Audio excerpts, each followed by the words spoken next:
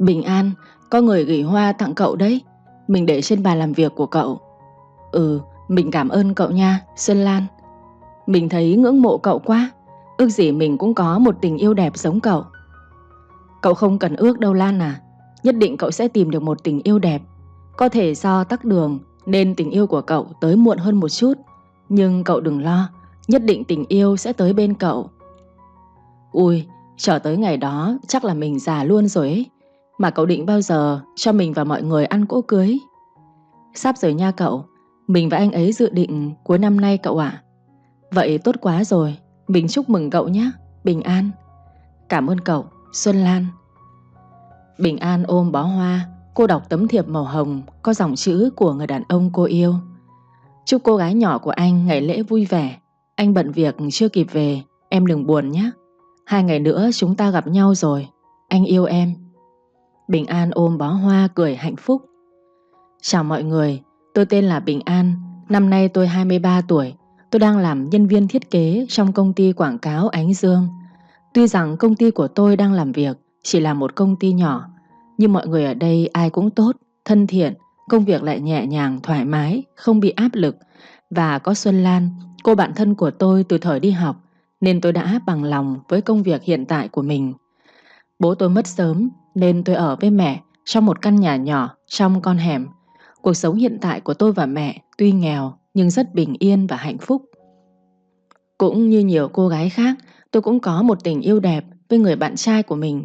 Bạn trai của tôi tên là Ngọc Hưng. Năm nay anh 29 tuổi. Anh mới được thăng chức lên làm trưởng phòng kinh doanh của tập đoàn Hòa Phát, một trong 5 tập đoàn lớn mạnh nhất Việt Nam. Tôi và bạn trai tôi quen nhau 3 năm. Chúng tôi tình cờ gặp nhau ở trung tâm mua sắm. Sau lần gặp gỡ định mệnh ấy, anh Hưng đã chủ động xin số điện thoại của tôi để làm quen. Cứ như vậy, tôi và anh đã quen nhau. Rồi chúng tôi gặp nhau, thích nhau từ bao giờ không hay. Nói về Ngọc Hưng, bạn trai của tôi, thì tôi rất tự hào về anh. Tôi và anh quen nhau từ cái ngày anh bắt đầu làm việc ở tập đoàn Hòa Phát. Ngày đó bạn trai của tôi vẫn còn là một chàng trai nghèo khó. Anh sống trong căn nhà nhỏ cũ kỹ do bố mẹ để lại. Hoàn cảnh của anh rất đáng thương. Ngày trước bố anh ham mê cờ bạc lô đề nên gia đình của anh vất vả lắm. Mẹ anh buồn chán, bà bỏ đi biệt tích. Bố thì đi trốn nợ và bị tai nạn qua đời. Ngày đó Ngọc Hưng tuyệt vọng lắm. Anh ấy đã cố gắng nỗ lực để vượt lên số phận. Anh vào làm việc trong tập đoàn Hòa Phát. Anh cố gắng chăm chỉ, học hỏi, nâng cao hết sức có thể. Sau mấy năm cố gắng hết mình, anh đã mua được nhà, được xe. Hiện tại, anh làm trưởng phòng kinh doanh với mức thu nhập ổn định. Anh Hưng từng nói với tôi rằng tôi đã ở bên anh từ khi anh còn nghèo khó, tay trắng tới bây giờ. Anh nói tôi chính là lá bài may mắn của anh ấy, giúp anh ấy có thêm động lực để phấn đấu và vươn tới thành công ở hiện tại. Thế nên khi anh mua được nhà, mua được xe, anh ấy nghĩ tới tôi đầu tiên. Và anh ấy cầu hôn tôi. Anh ấy muốn yêu thương, chăm sóc, che chở cho tôi cả cuộc đời này. Tình yêu của chúng tôi sau 3 năm đơm hoa thì cũng tới ngày kết trái. Tôi nhận lời cầu hôn của anh và chuẩn bị tâm lý để sánh bước cùng anh trên con thuyền tình hạnh phúc. Chúng tôi sẽ rất hạnh phúc phải không? Trước tình cảm chân thành của anh Hưng tôi dành cho anh suốt 3 năm qua thì mẹ tôi hoàn toàn tin tưởng. Bà yên tâm giao con gái cho anh mà không cần phải suy nghĩ gì thêm. Bởi vì anh không còn bố mẹ nên nhà tôi chính là gia đình của anh ấy và mẹ tôi chính là mẹ anh ấy. Mẹ tôi thường xuyên nấu những món ngon gọi anh ấy tới ăn cơm. Anh ấy chính là người nhà của tôi và mẹ. Cuộc sống cứ vậy bình yên trôi qua khiến tôi cứ ngỡ rằng hạnh phúc luôn ở trong tầm tay của mình. Và đám cưới của chúng tôi sẽ diễn ra vào cuối năm nay. Tôi rất mong tới ngày mình mặc váy cưới, sánh bước cùng anh trong lễ đường. Ông Phát, chủ tịch tập đoàn Hòa Phát, đang ngồi phòng làm việc riêng chờ đợi. Ông gọi cho trợ lý riêng của mình vào. Dạ, chủ tịch gọi tôi ạ. Cậu lùi cuộc họp tới 3 giờ chiều nay giúp tôi nhé. Tôi đợi con gái về rồi tôi thông báo với mọi người luôn. Dạ vâng thưa ông. Cô tiểu thư xinh đẹp, con gái của ông chủ tịch, đang ngồi trên máy bay riêng của gia đình để về Việt Nam. Cô tiểu thư ấy tên là Kiều Linh, 26 tuổi. Cô là con gái của ông chủ tịch tập đoàn Hòa Phát. Từ nhỏ, Kiều Linh được bố mẹ nuông chiều hết mực. Cô thích gì là được cái đó. Vì có bố mẹ chống lưng nên tính cách của Kiều Linh rất ngang bướng. Cô ấy thích là sẽ phải làm bằng được và không có một ai có thể ngăn cản cô. Kiều Linh ngồi trên máy bay, cô mở quyển tạp chí của tập đoàn ra đọc, lướt tới trang thứ 3. Kiều Linh dừng lại khi nhìn thấy mẫu nam đại diện cho những gương mặt vàng tiêu biểu của tập đoàn Hòa Phát. Ngô Ngọc Hưng, trưởng phòng kinh doanh. Lâu rồi mình không để ý, hóa ra trong công ty của ông bố mình cũng có mẫu nam đẹp trai đấy chứ. Hình ảnh anh trưởng phòng kinh doanh đẹp trai tài giỏi đập vào mắt của Kiều Linh, cô tiểu thư của ông chủ tịch. Bố ơi! Linh, con gái của bố đã về rồi à? Bố ơi, con nhớ bố quá. Bố cũng nhớ con gái lắm. Mẹ con đang chuẩn bị rất nhiều món ngon để chào đón con gái trở về đấy. Dạ vâng ạ. Con chờ bố một lát nhé. Bố đi gặp đối tác, rồi bố sẽ đưa con đi gặp mọi người. Chờ bố nửa tiếng. Dạ vâng, vậy con đi dạo một vòng đây ạ. Kiều Linh đang đi tham quan trong công ty thì cô vô tình chạm mặt trưởng phòng Ngô Ngọc Hưng ở thang máy. Khi đó cả hai cùng đưa tay ấn nút thang máy nên hai người đã vô tình chạm tay nhau. Hưng liền nói: Xin lỗi cô, tôi không cố ý. Kiều Linh nhận ra Hưng vì trên máy bay cô đã nhìn thấy anh trên tạp chí. Ô, nhìn anh ta ở ngoài còn đẹp trai hơn ở trên tạp chí nữa. Cô nói gì cơ? À không có gì đâu, anh Ngô Ngọc Hưng. Cô biết tôi sao? Kiều Linh cười nháy mắt. Đương nhiên là tôi biết rồi. Hưng chỉ cười và không nói gì nữa. Vào trong thang máy, Hưng thấy một chị nhân viên bê hàng nặng. Nhưng thang máy bên kia dành cho nhân viên đang quá tải, nên anh vẫy chị nhân viên. Chị đang vội thì có thể vào thang máy này. Thôi tôi không... Không sao, chị cứ vào đi. Hưng cho nhân viên đi cùng thang máy. Anh lại còn bê đồ giúp chị nhân viên. Cách ứng xử tử tế của Hưng đã khiến Kiều Linh ngạc nhiên. Cô nghĩ bụng, đã đẹp trai tài giỏi lại còn ga lăng, anh ta cũng được đấy chứ. Kiều Linh liếc mắt nhìn Hưng, nhưng Hưng lại không để ý tới cô.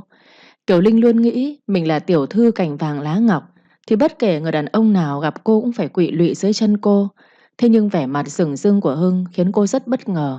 Thậm chí anh ta còn không nhìn cô. Anh ấy thờ ơ lạnh nhạt với cô, thì cô lại càng để tâm tới anh ấy. Ông chủ tịch đưa Kiều Linh tới phòng họp và thông báo với tất cả mọi người. Tôi xin được giới thiệu, đây là Kiều Linh, con gái của tôi. Con bé mới du học ở Pháp về. Sau này con bé sẽ tới công ty và quản lý một số công việc giúp tôi. Con bé còn nhỏ tuổi, có gì không biết. Mọi người hãy giúp đỡ con bé giúp tôi nhé. Tất cả mọi người vỗ tay hưởng ứng để chào Kiều Linh. Kiều Linh vui vẻ chào hỏi mọi người. Sau đó cô liếc mắt nhìn Hưng, anh trưởng phòng đẹp trai tài giỏi. Rồi cô chìa tay ra. Sau này chúng ta sẽ làm việc cùng nhau. Hy vọng là anh sẽ đồng hành cùng tôi để chúng ta giúp công ty ngày càng phát triển hơn nhé. Hưng gật đầu nói, tôi rất sẵn lòng. Cuộc họp kết thúc, Kiều Linh về phòng với ông Phát. Con mới về cứ nghỉ ngơi đã, rồi hãy đi làm con à? Con không sao mà bố, ngày mai con sẽ tới công ty làm việc luôn. Ông Phát ngạc nhiên khi thấy con gái chăm chỉ khác thường. Kiều Linh, con khiến bố rất bất ngờ đấy. Con gái của bố chăm chỉ làm việc vậy sao? Vâng, thật ạ. Thôi con cứ bình thường như tính cách của con đi, chứ con thay đổi đột ngột thế này bố thấy không quen. Thế bố phải tập quen dần đi ạ. Bởi vì từ giờ trở đi con sẽ chăm chỉ làm việc đấy. Bố rất vui khi nghe con gái nói như vậy. Nhưng giờ con về nhà đi, mẹ con đang chờ con ở nhà đấy. Vâng ạ. Kiều Linh đi tới phòng làm việc của Hưng và nói: Trưởng phòng Hưng, cô Kiều Linh có chuyện gì sao? Tối nay bố mẹ tôi tổ chức một bữa tiệc để chào đón tôi trở về. Tôi muốn mời anh tới tham dự. Không biết là anh có hứng thú không? Ồ, nếu cô đã mời thì tôi xác định sẽ tới. Vậy cũng tốt, tôi cũng muốn nhân cơ hội này chúng ta sẽ hiểu về nhau hơn. Tôi hiểu rồi, tôi sẽ tới đúng giờ. Vậy gặp anh ở bữa tiệc tối nay nhé, tôi về đây. Chào cô. Kiều Linh mỉm cười rồi đi ra ngoài. Bình An đang chuẩn bị về thì Ngọc Hưng gọi điện tới. Dạ em nghe. Em sắp về chưa? Em đang chuẩn bị về đây ạ. Ừ, em về đi. Tối nay em đi dự tiệc cùng với anh nhé. Đi dự tiệc? Ừ, hôm nay nhà ông chủ tịch mở một bữa tiệc để chào đón con gái của ông ấy trở về. Tối em về chuẩn bị, 7 giờ anh tới đón em. Anh muốn giới thiệu em với mọi người ở công ty luôn. Dạ vâng. Thế nhá, anh bận chút việc rồi, tối gặp em. Dạ vâng. Bình An tắt máy, cô mỉm cười hạnh phúc. Xuân Lan đi qua thấy Bình An cứ đứng cười một mình thì cô liền hỏi: Bình An, cậu có chuyện gì vui mà cứ đứng cười một mình thế? Anh Hưng vừa gọi cho tớ. Tối nay anh ấy đón tớ đi dự tiệc ở nhà ông chủ tịch đấy. Thích nha, lần này anh ấy ra mắt cậu với tất cả mọi người luôn đấy hả? Cậu, thôi tớ về đây, tớ còn chuẩn bị đồ nữa. Về đi, tối nay cậu cứ mặc chiếc váy trắng trước tớ chọn cho cậu ấy, đảm bảo là xinh lung linh như nữ thần luôn. Tớ biết rồi. Bình An mặc chiếc váy trắng, cô trang điểm nhẹ nhàng, tóc đen dài thẳng mượt, nhìn cô lúc này rất xinh đẹp. Ngọc Hưng tới đón nhìn thấy cô, anh ngỡ ngàng nói: Bình An của anh xinh đẹp quá. Dạ, mình đi thôi anh. Ừ, đi thôi. Ở biệt thự của ông Phát đang diễn ra bữa tiệc chào mừng con gái của ông trở về. Khách mời đều là những đối tác làm ăn của ông Phát và những người bạn trong giới siêu giàu của Kiều Linh và gia đình cô. Trên bàn bày những món ăn đắt đỏ. Để chào mừng con gái trở về, ông Phát sẵn sàng chi hàng chục tỷ để mở tiệc mời mọi người. Với ông Phát thì Kiều Linh, con gái của ông, chính là báu vật vô giá. Mọi người ăn uống vui vẻ, nhưng Kiều Linh lại có vẻ không vui. Cô cứ nhìn ra cổng. Sao anh ta lâu quá vậy? Không lẽ anh ta không tới thật sao? Vợ ông Phát là bà Thu Hà thấy con gái đang đứng đợi ai đó nên bà hỏi: Linh, con đang chờ ai tới vậy? Kiều Linh thở dài và nói: Sao Ngô Ngọc Hưng vẫn chưa tới nhỉ? Con đang chờ trưởng phòng Hưng sao? Vâng ạ. Con mới về nước mà con đã biết cậu ta rồi sao? Vâng, sau này con sẽ làm chung với anh ấy nên con biết anh ấy là chuyện đương nhiên mà mẹ. Ừ, nghe bố con nói trưởng phòng Hưng rất giỏi, cậu ta làm việc xuất sắc nhất công ty đấy. Kiều Linh gật gù nói: Đúng là rất giỏi ạ. Mấy phút sau, Ngọc Hưng đưa bình an tới. Kiều Linh nhìn thấy Ngọc Hưng dẫn bạn gái tới, cô tròn mắt ngạc nhiên. Anh ta có bạn gái rồi sao? Mình tưởng là anh ta vẫn độc thân chứ. Xem ra là mình về chậm một bước rồi. Ngọc Hưng đưa bình an tới chào hỏi ông bà chủ tịch. Sau đó anh đưa cô ra chào hỏi Kiều Linh. Cô Kiều Linh, trợ lý Hưng, cô ấy là... Cô ấy tên là Bình An, bạn gái của tôi. Anh có bạn gái rồi sao? Tôi còn tưởng là anh vẫn đang độc thân chứ. Tôi có bạn gái rồi. Chúng tôi dự tính sẽ kết hôn vào cuối năm nay. Lúc đó cô Kiều Linh nhớ tới chung vui cùng với chúng tôi nhé. Kiều Linh chỉ cười và không nói gì. Ngọc Hưng dẫn Bình An ra bàn ngồi. Em uống gì để anh đi lấy? Em uống nước cam. Chờ anh chút nhé. Ngọc Hưng vừa lấy nước cam đưa cho Bình An thì ông Phát tới bảo: Hưng, theo tôi một lát. Tôi muốn giới thiệu cậu với ông chủ tịch Nam. Vâng ạ. Ngọc Hưng dặn Bình An: Em cứ ngồi đây, ăn gì thì tự lấy nhé. Anh đi cùng ông chủ tịch một lát rồi anh quay lại. Vâng, anh cứ đi đi. Ngoan nha em yêu. Dạ anh. Bình An ngồi nhìn xung quanh một lượt, cô phải thốt lên: Nhà ông chủ tịch giàu quá.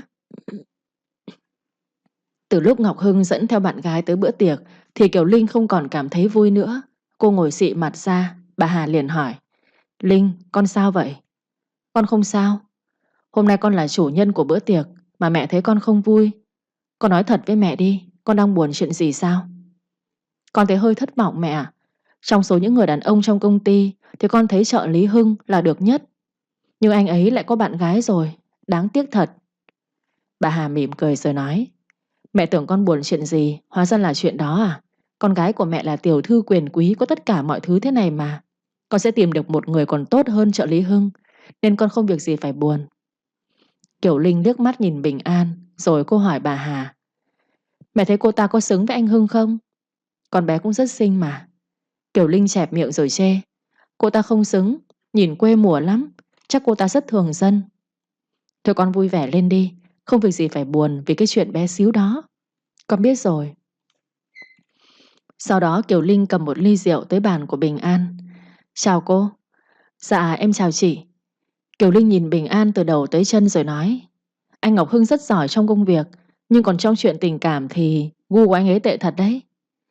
Bình An vốn ngây thơ trong sáng nên cô dường như không hiểu hàm ý của Kiều Linh. Là sao ạ? Sao chị lại nói như vậy? Kiều Linh không ngần ngại chê bai Bình An. Thì tôi thấy trợ lý Hưng đẹp trai, tài giỏi xuất chúng như thế, nhưng tiêu chuẩn chọn bạn gái của anh ấy quá dở tệ chứ sao? Cô không thấy là mình không xứng với anh ấy à? Câu nói của Kiều Linh như gáo nước lạnh tạt thẳng vào mặt của Bình An, khiến cho Bình An choáng váng, nhưng cô vẫn nhẹ nhàng nói: Chị mới về nước nên chị không biết được đâu. Tôi đã ở bên anh Hưng 3 năm rồi, từ khi anh ấy còn nghèo khó cho tới bây giờ. Kiều Linh cười mỉa mai: Thế thì đã sao? Cô ở bên cạnh anh ấy nhưng cô không mang tới cho anh ấy lợi ích gì, thì điều đó chứng tỏ cô chỉ là gánh nặng cuộc đời của anh ấy thôi. Bình An sốc, Bởi vì cô không nghĩ một tiểu thư có học thức cao như Kiều Linh lại nói ra những lời nói khó nghe tới vậy. Bình An không có gì để nói với Kiều Linh nữa, còn Linh thì thản nhiên phán xét cô. Cô thấy mọi thứ ở đây thế nào? Chắc là cô không thể hiểu được đâu nhỉ. Đó là cuộc sống thượng lưu của những người giàu có như chúng tôi đấy. Làm sao những người thường dân như cô hiểu được chứ? Cô cứ tự nhiên nhé, tôi xin phép. Sau một hồi mỉa mai chê bai phán xét người khác thì Kiều Linh thản nhiên đứng dậy đi ra chỗ khác như không có chuyện gì xảy ra. Kết thúc bữa tiệc, Hưng chở bạn gái về tới cổng nhà. Anh về cẩn thận nhé, em vào nhà đây. Bình An, từ từ đã. Có chuyện gì thế ạ? Anh mới là người phải hỏi em câu đó chứ. Có chuyện gì xảy ra với em mà? Sao em không nói với anh một câu gì thế? Không có chuyện gì đâu ạ. Không có chuyện gì mà em im lặng, mặt thì buồn thiu vậy sao? Nhìn mặt em buồn như vậy hả anh? Ừ, có chuyện gì à? Tại em thấy hơi mệt một chút. Anh có thể ôm em không? Anh ôm em là em hết mệt luôn. Được chứ, anh ôm em nhé. Hưng vòng tay ôm Bình An. Cô rúc mặt vào ngực của anh. Đúng là hôm nay cô rất buồn lòng. Từ lúc nghe chị Kiều Linh mỉa mai chê bai cô, thật sự cô rất buồn. Và những lời chị Linh nói khiến cô đã suy nghĩ rất nhiều. Hưng động viên cô, rồi anh nói với cô những lời yêu thương ngọt ngào. Bình An à, anh yêu em, rất yêu em. Dù có chuyện gì xảy ra đi chăng nữa, anh vẫn rất yêu em. Tình yêu của anh dành cho em sẽ không bao giờ thay đổi được. Em mãi bên cạnh anh thế này, như bây giờ em nhé. Nghe những lời nói yêu thương ngọt ngào của bạn trai, Bình An đã vui vẻ trở lại. Dạ vâng, em yêu anh. Hai người trao nhau nụ hôn tình cảm trước khi Bình An đi vào nhà. Tuy nhiên cả đêm hôm đó Bình An không ngủ được. Cô nằm nghĩ lại những lời chị Linh nói, cô lại thở dài. Chị Kiều Linh nói đúng, với hoàn cảnh hiện tại của mình thì mình không xứng đáng với anh Hưng. Nhưng mình yêu anh Hưng, tình yêu của mình dành cho anh ấy không có gì có thể diễn tả được. Sáng ngày hôm sau, Bình An tới chỗ làm, Xuân Lan liền hỏi. Bình An, cậu sao thế? Ốm à? Mình không sao. Nhìn mặt cậu nhợt nhạt lắm đấy. Chắc là do đêm qua mình ít ngủ thôi. Cậu khai thật đi, đêm qua cậu ngủ cùng anh Hưng phải không? Đâu có đâu. Mẹ không cho tớ đi qua đêm vậy đâu. Cậu đừng có nghĩ bậy. Thật sao? Mà này tớ hỏi cậu phải trả lời thật nhé. Cậu hỏi đi. Cậu và anh Hưng yêu nhau 3 năm rồi. Thế hai người ấy ấy chưa? Cũng có mà. Ui, tớ biết ngay mà. Thế nào anh ấy của cậu tuyệt vời chứ? Bình An gật đầu ngại ngùng. Rất tuyệt. Nhất cậu rồi nhá. Bạn trai vừa đẹp trai phong độ, lại vừa tài giỏi. Chắc chắn lấy anh ấy, cậu sẽ rất hạnh phúc cho mà xem. Mình chúc mừng cậu. Cảm ơn cậu. Bình An nhớ lại những lời Kiều Linh nói, cô thở dài. Xuân Lan à, có một người nói với tớ rằng tớ không xứng với anh Hưng. Anh Hưng rất giỏi, còn tớ thì... Xuân Lan liền nói luôn. Bình An, ai mà nói linh tinh với cậu thế chứ? Cậu ấy nghe mình này, mình chơi với cậu 20 năm rồi. Mình là người chứng kiến cậu và anh Hưng quen nhau và yêu nhau thế nào. Cậu ở bên anh Hưng lúc anh ấy không có gì. Cho tới ngày hôm nay, hai người bên nhau suốt 3 năm liền, cùng nhau san sẻ và trải qua những thăng trầm trong cuộc sống. Có đúng không? Đúng là vậy. Thế thì những người không biết thì làm sao mà hiểu được chứ? Để những lời họ nói ra cậu đừng bận tâm gì cả. Cậu ở bên anh Hưng và quan tâm tới những lời anh Hưng nói thôi. Còn những lời nói của mấy người ngoài kia thì cứ mặc kệ đi nhá. Nhưng mà tớ thấy cũng đúng mà. Hiện tại tớ thấy mình không xứng đáng với anh Hưng. Tào lao, cậu rất xứng. Anh Phương phải tu mấy đời mới lấy được một người vợ xinh đẹp ngoan hiền như cậu đấy. Nên không có chuyện xứng với không xứng ở đây. Cậu có hiểu lời mình nói không? Nhưng... Không nhưng gì hết. Thôi làm việc đi, đừng suy nghĩ nữa. Anh Hưng mà biết anh ấy giận cậu luôn đấy. Tớ biết rồi. Bình An thở dài, cô ngồi làm việc rất hăng say để quên đi những lời khó nghe ấy.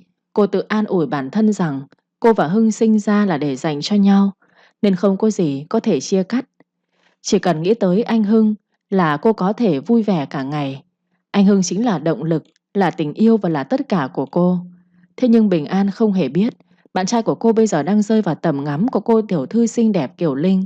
Một cô tiểu thư nổi tiếng đa tình khi du học bên Pháp với đường tình yêu nổi trội. Mỗi tháng chia tay một người bạn trai. Chỉ cần Kiều Linh nhìn thấy người đàn ông nào vừa mắt, nhất định cô sẽ tán bằng đổ. Hẹn hò vài lần lại sẵn sàng đá bay. Lần này về nước để làm việc trong công ty của bố. cô đã trẻ để ý tới anh trợ lý đẹp trai tài giỏi Ngô Ngọc Hưng. Rồi biết Hưng đã có bạn gái, nhưng Kiều Linh lại càng thêm hứng thú. Cô thích cảm giác săn mồi. Một khi cô đã thích thì là đồ của người khác cô cũng cướp cho bằng được. Đó chính là bản chất con người thật của Kiều Linh, con gái ông chủ tịch tập đoàn Hòa Phát lớn mạnh nhất Việt Nam. Ngày làm việc đầu tiên, Kiều Linh gọi trợ lý Hưng sang phòng làm việc riêng của cô. Cô Linh gọi tôi à? Anh rảnh không? Tôi đang rảnh. Cô Linh có chuyện gì? Vậy anh đưa tôi tham quan một vòng nhé. Tôi muốn tìm hiểu thêm về công việc của chúng ta. Cũng được, mời cô. Trong lúc đi tham quan cùng Hưng vòng quanh công ty, Kiều Linh liên tục liếc mắt đưa tình với Hưng. Nhưng không để ý, anh vẫn nhiệt tình hướng dẫn cô và giúp cô hiểu hơn về tính chất công việc của mình. Khi trở về phòng, Kiều Linh chủ động mời Hưng. Tối nay anh có rảnh không ạ? Cô Linh có việc gì sao? Cũng không có việc gì đâu, chỉ là tôi muốn mời anh đi uống vài ly ở quán của bạn tôi thôi. Tôi xin lỗi nhé, tối nay tôi bận rồi. Anh bận gì vậy, tôi có thể biết được không? Tôi có hẹn đi ăn tối với bạn gái. À, nhìn ánh mắt của anh tôi nghĩ là anh rất yêu bạn gái của mình đúng không? Đúng vậy, tôi rất yêu cô ấy. Nhưng cô ấy rất thường dân và không có gì nổi trội. Gu của anh tệ vậy sao? Thấy Kiều Linh chê bai bạn gái của mình, Hưng liền nói: có thể đối với người khác cô ấy rất thường dân, nhưng đối với tôi, cô ấy chính là nữ hoàng. Thôi không còn việc gì nữa thì tôi xin phép về trước. Nói rồi, Hưng chào Kiều Linh rồi anh nhanh chóng đi về. Kiều Linh cau mày, cô nghĩ người đàn ông rất bản lĩnh thẳng thắn, mình muốn có anh ta rồi đấy. Tối hôm đó Hưng tới nhà Bình An ăn tối cùng cô và mẹ. Con chào mẹ. Hưng đây à con? Mẹ nấu nhiều món ngon lắm đấy. Dạ vâng ạ, cơm mẹ nấu là ngon nhất. Sau này hai đứa cưới rồi, ngày nào mẹ cũng nấu cơm cho hai đứa ăn nhé. Dạ vâng. Bình An thấy mẹ vui vẻ như vậy, cô cảm thấy rất hạnh phúc. Mẹ cô và Hưng chính là hai người thân duy nhất mà cô nhất mực tin tưởng. Cuộc sống của cô chỉ mong mãi hạnh phúc, vui vẻ và bình yên như vậy là cô mãn nguyện rồi.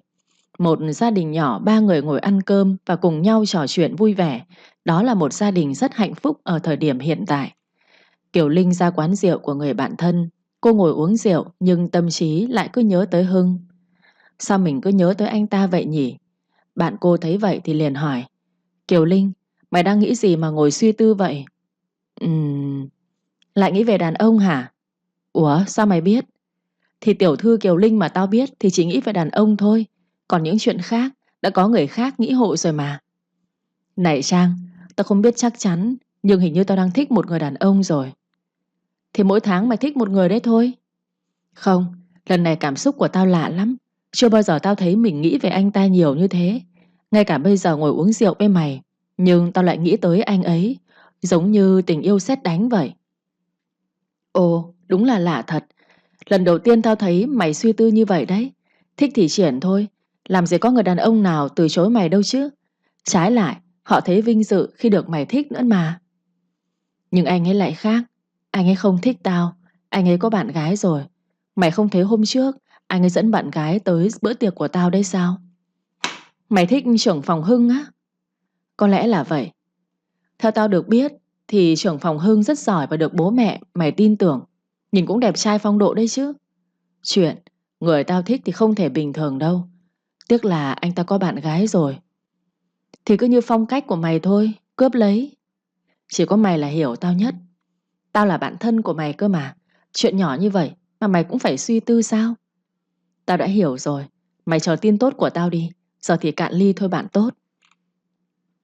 Đêm đó Kiều Linh trở về nhà với bộ dạng say xỉn. Cô nằm lên giường, lấy điện thoại và chủ động nhắn tin cho Hưng. Mai gặp anh ở công ty nhé. Chúng ta có lịch đi khảo sát ở Đông Anh đấy. Lúc đó Hưng đang kiểm tra lại bản thảo công việc của mình trên máy tính. Thấy tin nhắn của Kiều Linh tới, anh chỉ nhắn lại một câu: Ừ. Kiều Linh nằm chờ đợi tin nhắn của Hưng. Nghe điện thoại kêu tinh tinh, cô vội vàng mở tin nhắn ra đọc. Nhưng khi cô thấy chỉ có một chữ duy nhất thì cô đã nổi giận. Cái gì đây? Anh ta chỉ nhắn lại một câu thôi sao? Kiều Linh giận dữ nói: Bao nhiêu người muốn được nhắn tin với tôi còn không được. Còn anh, tôi đã cho anh cơ hội mà anh không biết nắm bắt. Anh được lắm, tôi sẽ khiến cho anh quỳ dưới chân của tôi, để xem tới lúc đó anh còn kiêu ngạo với tôi nữa không. Những ngày sau đó Kiều Linh liên tục thả thính Hưng. Nhiều hôm công việc không liên quan tới nhau, nhưng Kiều Linh vẫn tìm cớ để gọi Hưng sang phòng làm việc của mình. Cô Linh gọi tôi sang có việc gì ạ? Anh ngồi đi. Sau đó Kiều Linh mang tập tài liệu gần Hưng. Cô cố tình chạm vào người Hưng để câu dẫn Hưng. Nhưng Hưng vẫn thờ ơ và không quan tâm tới cô, khiến cô khó chịu. Anh Hưng ghét tôi tới vậy sao? Không có. Mà cô Linh sao lại nói như vậy? Tôi thấy anh đang né tránh tôi mà. Tôi đang nghĩ cho cô Linh đấy. Tôi không muốn người ta nói không hay về chúng ta. Nếu tôi nói tôi thích thế thì sao đây? Hưng nhìn Kiều Linh rồi nói, cô Kiều Linh là một người hoàn hảo. Tôi nghĩ là cô không nên vì tôi mà đánh mất những hình ảnh tốt đẹp đó. Vậy tôi nói thẳng nhé. Tôi thích trưởng phòng Hưng ngay từ lần đầu tiên chúng ta gặp nhau ở thang máy. Mấy ngày hôm nay tôi cố tình tiếp cận anh Hưng như vậy là tôi có tình ý của tôi đấy. Anh Hưng nghĩ sao về vấn đề này? Hưng thấy ngạc nhiên. Anh cũng từng nghĩ tới vấn đề này rồi. Nhưng anh nghĩ Kiều Linh chỉ đang trêu đùa anh. Nhưng bây giờ khi anh nghe chính miệng Kiều Linh nói ra thì anh ngạc nhiên thật. Cô Linh lại trêu tôi rồi. Tôi không hề trêu đùa anh. Tôi không hề mang cảm xúc cá nhân ra để trêu đùa người khác. Hưng thẳng thắn trả lời. Tôi cảm ơn cô Linh đã nghĩ tốt về tôi. Nhưng tôi xin lỗi cô Linh nhé. Tôi có bạn gái rồi. Một người hoàn hảo như cô Linh sẽ nhanh tìm được một người đàn ông tốt hơn tôi về mọi mặt. Nhưng tôi chỉ thích anh Hưng thôi.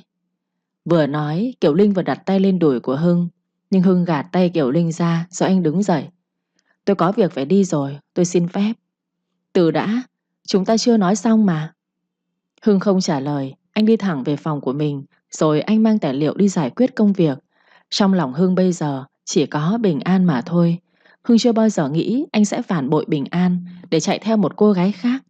Đối với anh, Bình An chính là cô gái mà anh yêu nhất, là cô gái mà anh muốn được cưới làm vợ. Anh đang cố gắng làm việc mỗi ngày để sau này anh có thể lo cho Bình An một cuộc sống thật tốt. Trong 3 năm Hưng yêu Bình An, cũng có mấy người đồng nghiệp nữ tán tỉnh anh, nhưng anh đã từ chối, bởi vì anh biết anh không phải là người lăng nhăng. Anh yêu Bình An và anh tôn trọng bạn gái của mình. 3 năm qua, anh chưa bao giờ làm gì có lỗi với bạn gái của anh. Tuy rằng nhiều khi anh bận việc, không quan tâm tới bạn gái được, nhưng anh chắc chắn mình là người đàn ông chung thủy và chưa một lần lừa dối. Còn về Kiều Linh, sau khi bị Hưng thẳng thắn từ chối, cô tức muốn phát điên lên, bởi vì Hưng là người đàn ông đầu tiên từ chối tình cảm của cô. Anh ta là cái thá gì mà dám từ chối tình cảm của mình chứ? Cả buổi chiều hôm đó, Kiều Linh bực mình khó chịu, cô lại càng quyết tâm cướp bằng được Hưng. Nếu tôi không có được anh, tôi sẽ cướp anh về bằng được. Cứ đợi mà xem, rồi anh sẽ là bạn trai của tôi thôi mà. Kiều Linh trở về nhà với bộ dạng khó chịu. Mẹ cô liền hỏi, Kiều Linh, sao con khó chịu vậy? Có chuyện gì à con? Dạ không có gì. Mấy hôm nay con bị làm sao thế? Con có làm sao đâu ạ. Con không sao, mà con cứ loanh quanh ở cạnh trợ lý Hưng như thế. Con đừng nói với mẹ là con thích trợ lý Hưng đấy nhá. Đúng, con thích Hưng. Bà Hà cau mày nhìn con gái. Con thừa biết trợ lý Hưng có bạn gái rồi mà. Lần trước cậu ta còn nói cuối năm nay cậu ta cưới vợ. Con nghĩ gì? Lại thích cậu ta thế hả? Con không biết phải nói sao, nhưng con chắc chắn là mình thích anh ấy rồi. Nhưng cậu ta có bạn gái rồi mà. Con đừng tốn thời gian về mấy việc vô nghĩa đó nữa. Không sao, nếu mà con không có được thì con sẽ cướp bằng được. Kiều Linh, con điên rồi. Nó không đáng một chút nào cả. Con bị sao vậy chứ? Mẹ à, chẳng phải là ngày trước mẹ cũng cướp bố con từ tay người đàn bà khác mà. Thậm chí lúc đó bố con và bà đó đã có con với nhau rồi, mà mẹ còn cướp bằng được. Huống chi bây giờ anh Hưng và bạn gái của anh ấy vẫn chưa có gì cả. Con đang học hỏi kinh nghiệm từ mẹ đấy hả? Bà Hà bị con gái nói đúng quá nên bà cứng họng không nói được câu gì. Bà nhìn Kiều Linh mà lòng lo lắng, bất an. Con gái bà thừa hưởng cái tính nết hiếu thắng và ngang ngược của bà, nên bây giờ bà muốn khuyên bảo cũng không thể nữa. Bà Hà đi về phòng và nhớ lại tất cả mọi chuyện của 26 năm về trước. Ngày đó ông Phát và bà cùng làm chung một công ty. Thời đó ông Phát đẹp trai và xuất sắc lắm. Bà Hà vừa gặp đã thích ông Phát. Nhưng lúc đó ông ấy đang chung sống cùng bạn gái. Và người bạn gái của ông Phát cũng chính là bạn của bà Hà. Bà Hà vì quá si mê ông nên đã tìm mọi cách để cướp ông từ tay bạn của mình. Mặc dù bà biết bạn của bà đang mang thai đứa con của ông Phát, bà Hà không từ một thủ đoạn nào. Cuối cùng bà đã thành công cướp được ông Phát khi bà giăng bẫy hại bà bạn của mình thành công. Mới đó mà đã 26 năm trôi qua, ông Phát vẫn không hề hay biết mình bị bà lừa. Ông lại bận nhiều công việc ở công ty. Khi mở công ty, nên những chuyện trong quá khứ ông không còn thời gian để tâm đến nữa. Bây giờ bà Hà thấy choáng váng khi thấy con gái của mình đang đi theo vết xe đổ của bà. Tuy rằng bà cướp ông Phát thành công rực rỡ, bà có ông Phát có cuộc sống giàu sang nhung lụa, nhưng đêm đến bà vẫn hay bị ám ảnh bởi những sai lầm trong quá khứ. Nhiều đêm bà mơ những giấc mơ rất giống nhau. Bà mơ bạn của bà về, và bà ấy mang một người con trai của ông Phát về tìm gặp bà, đòi lại tất cả từ tay của bà. Bà Hà giật mình tỉnh giấc trong nỗi hoảng sợ tột độ. Bà không muốn con gái của bà giống như bà, nhưng bà không biết phải ngăn cản con của mình thế nào nữa. Sau nửa tháng thả thính gạ gẫm Hưng bất thành, Kiều Linh bắt đầu tính đến phương án cuối cùng. Cô biết Hưng là người đàn ông trung thủy, nhưng Hưng cũng giống như bao người khác, cũng có điểm yếu. Và điểm yếu của Hưng chính là tham vọng. Hưng là người có tham vọng lớn trong công việc. Anh luôn muốn tiến xa hơn nữa, thành công hơn nữa. Bởi vì trong quá khứ, Hưng từng sống cuộc sống nghèo khổ. Mẹ anh bỏ đi, bố anh thì bị tai nạn qua đời. Gánh vác trên vai số nợ khổng lồ của bố mẹ, Hưng đã sống những tháng ngày cơ cực, tới mức anh từng muốn tự tử để kết thúc cuộc đời. Thế nên Hưng luôn khao khát được sống một cuộc sống giàu sang, sung túc. Anh rất chán ghét cuộc sống nghèo hèn trong quá khứ. Từ ngày anh vào làm việc trong chủ tịch, anh luôn cố gắng nỗ lực hết mức có thể. Ban ngày đi làm cật lực, nhưng đêm về anh vẫn tiếp tục làm việc, để ngày hôm sau tới công ty, anh sẽ hoàn thành tốt công việc của mình ở công ty. Kiều Linh đã nghĩ ra một cách để Hưng hướng về phía cô rồi. Kiều Linh gạ gẫm Hưng không được, thì cô bắt đầu tìm hiểu về bạn gái của Hưng. Tìm hiểu về một người bình thường đối với Kiều Linh này rất đơn giản. Ngay chiều hôm đó, cô đã tìm tới tận công ty Ánh Dương, nơi Bình An làm việc. Vừa tới nơi, Kiều Linh bước vào với bộ mặt vênh váo. Tôi muốn gặp Bình An, bảo cô ấy ra gặp tôi đi. Xuân Lan liền hỏi, chị là ai thế ạ? Tôi là Kiều Linh, con gái của tập đoàn Hòa Phát. Chị ngồi đợi để tôi đi gọi Bình An. Nhanh lên, thời gian của tôi là vàng là ngọc đấy. Tôi không rảnh để mà chờ đợi mấy người đâu. Xuân Lan thấy Kiều Linh vênh váo quá, cô liền nói, chị không đợi được thì chị cứ về đi. Chúng tôi đâu có bắt chị phải chờ đợi đâu. Cô dám ăn nói với tôi như vậy sao? Sao tôi lại không dám chứ?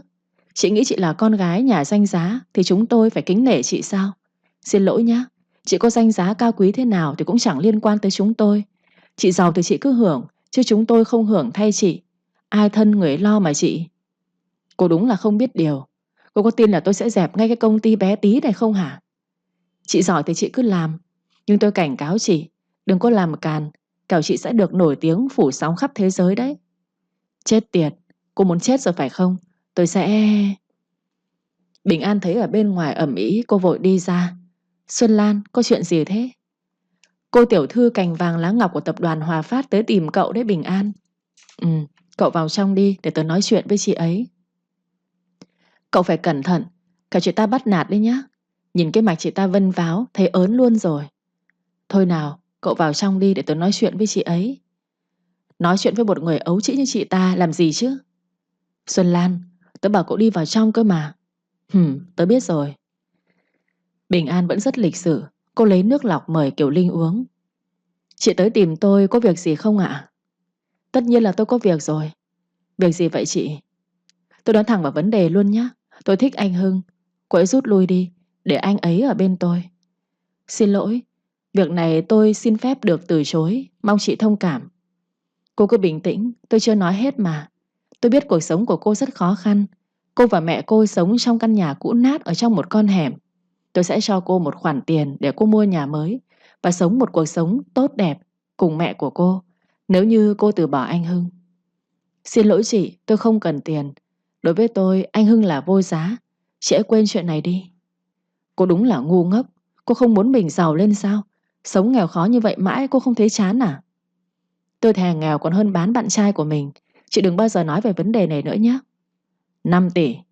Chị Kiều Linh, 10 tỷ. Tôi nói rồi, anh Hưng đối với tôi là vô giá. Cô đúng là ngu ngốc. Tôi chưa thấy ai ngu như cô cả. Phải rồi, tôi ngu ngốc cũng được. Kiều Linh không thể mua chuộc được Bình An. Ngay lập tức cô ta trở mặt. Được thôi, nếu mà cô lì lợm như vậy thì tôi nói cho cô biết. tôi sẽ cướp anh ấy từ tay của cô. Cô cứ chuẩn bị tinh thần đi là vừa. Chị suy nghĩ thật là ấu trĩ. Một người hoàn hảo như chị, tại sao lại phải cố chấp như vậy chứ? Vì tôi thích như vậy. Những thứ gì mà tôi không có được, tôi sẽ cướp bằng được. Tôi thích cái cảm giác cướp giật đồ của người khác như vậy đấy. Rất thú vị, rất kích thích.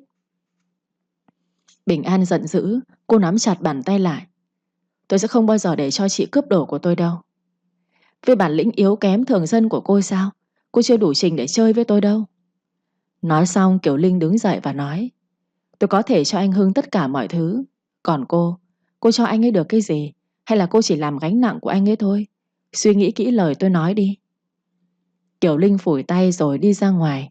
Bình An vẫn ngồi trơ ở đó như tượng đá. Cô chưa bao giờ nghĩ tới sẽ có một ngày có người công khai cướp bạn trai của cô như thế. Lần này Bình An có tình địch thật rồi. Mà tình địch của cô là một người vô cùng giàu có, lại là cấp trên của bạn trai cô. Càng nghĩ cô lại càng cảm thấy bất an. Cô thấy mình thua trong cuộc chiến này rồi. Bình An đang lo lắng bất an thì Hưng gọi điện tới. Alo, em à, em làm có mệt không? Tối anh qua đón đi ăn nhé.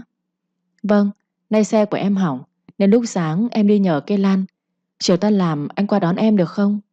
Được chứ, em chờ anh rồi anh qua đón nhé. Dạ. Chỉ có Hưng mới xoa dịu những căng thẳng mệt mỏi trong lòng cô lúc này. Cô mỉm cười rồi vui vẻ làm việc tiếp. Bình An, về thôi. Cậu về trước đi nhé Xuân Lan. Anh Hưng qua đón tớ bây giờ. Ồ, có bạn trai tâm lý cũng sướng quá nha. Ừ, thế thôi tớ về đây, bye cậu. Bình An ngồi chờ Hưng tới đón. Nhưng lúc ở công ty, Hưng đang bị Kiều Linh tìm đủ mọi cách để giữ chân anh ở lại. Trưởng phòng Hưng ở lại giúp tôi một số việc nhé. Việc gì vậy? Để mai được không? Vì bây giờ tôi có việc phải đi rồi. Rất quan trọng, có liên quan tới công ty của chúng ta. Vâng. Kiều Linh giao cho Hưng một đống việc. Hưng vội vàng làm cho xong để về đón Bình An. Nhưng phải tới hơn 8 giờ tối anh mới làm xong việc. Mở điện thoại ra, anh nhận được tin nhắn của Bình An. Em tự về rồi, anh không cần qua đón em đâu nhé. Bình An chờ Hưng 3 tiếng không thấy anh tới nên cô đã tự đi về. Cô đang có tâm sự nên cô đi bộ trên vỉa hè.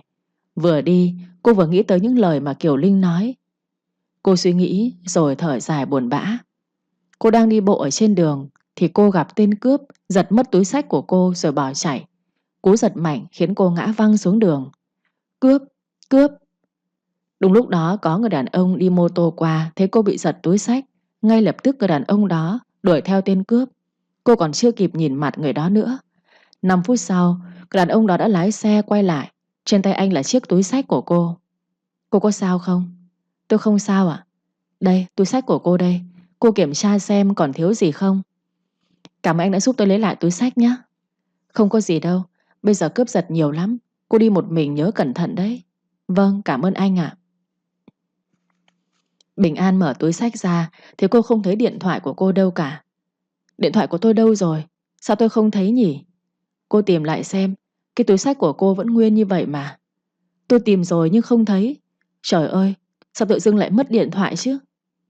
Bình An vì tiếc cái điện thoại đời mới mà bạn trai cô mua tặng nhân ngày sinh nhật tháng trước, nên cô nhìn người đàn ông kia với ánh mắt nghi ngờ. Thật sự là anh không lục túi xách của tôi chứ? Người đàn ông ấy cau mặt lại. Cô nghi ngờ tôi lấy điện thoại của cô sao? Nếu tôi không nghi ngờ anh thì tôi nghi ngờ ai đây? Này cô, tôi vừa đuổi theo tên cướp để lấy lại túi xách cho cô đấy. Cô không nói được câu tử tế thì thôi. Sao cô có thể nghi ngờ tôi như vậy được chứ? Lòng tham của con người là không đáy mà. Tại sao tôi lại không thể nghi ngờ anh? Tốt nhất anh trả cái điện thoại cho tôi đi. Tôi nói là tôi không lấy điện thoại của cô. Cô không tin thì có thể khám người của tôi. Bình An bắt đầu khám người đàn ông đó, nhưng không thấy điện thoại của cô đâu cả. Người đó tỏ vẻ thất vọng rồi nói tạm biệt cô.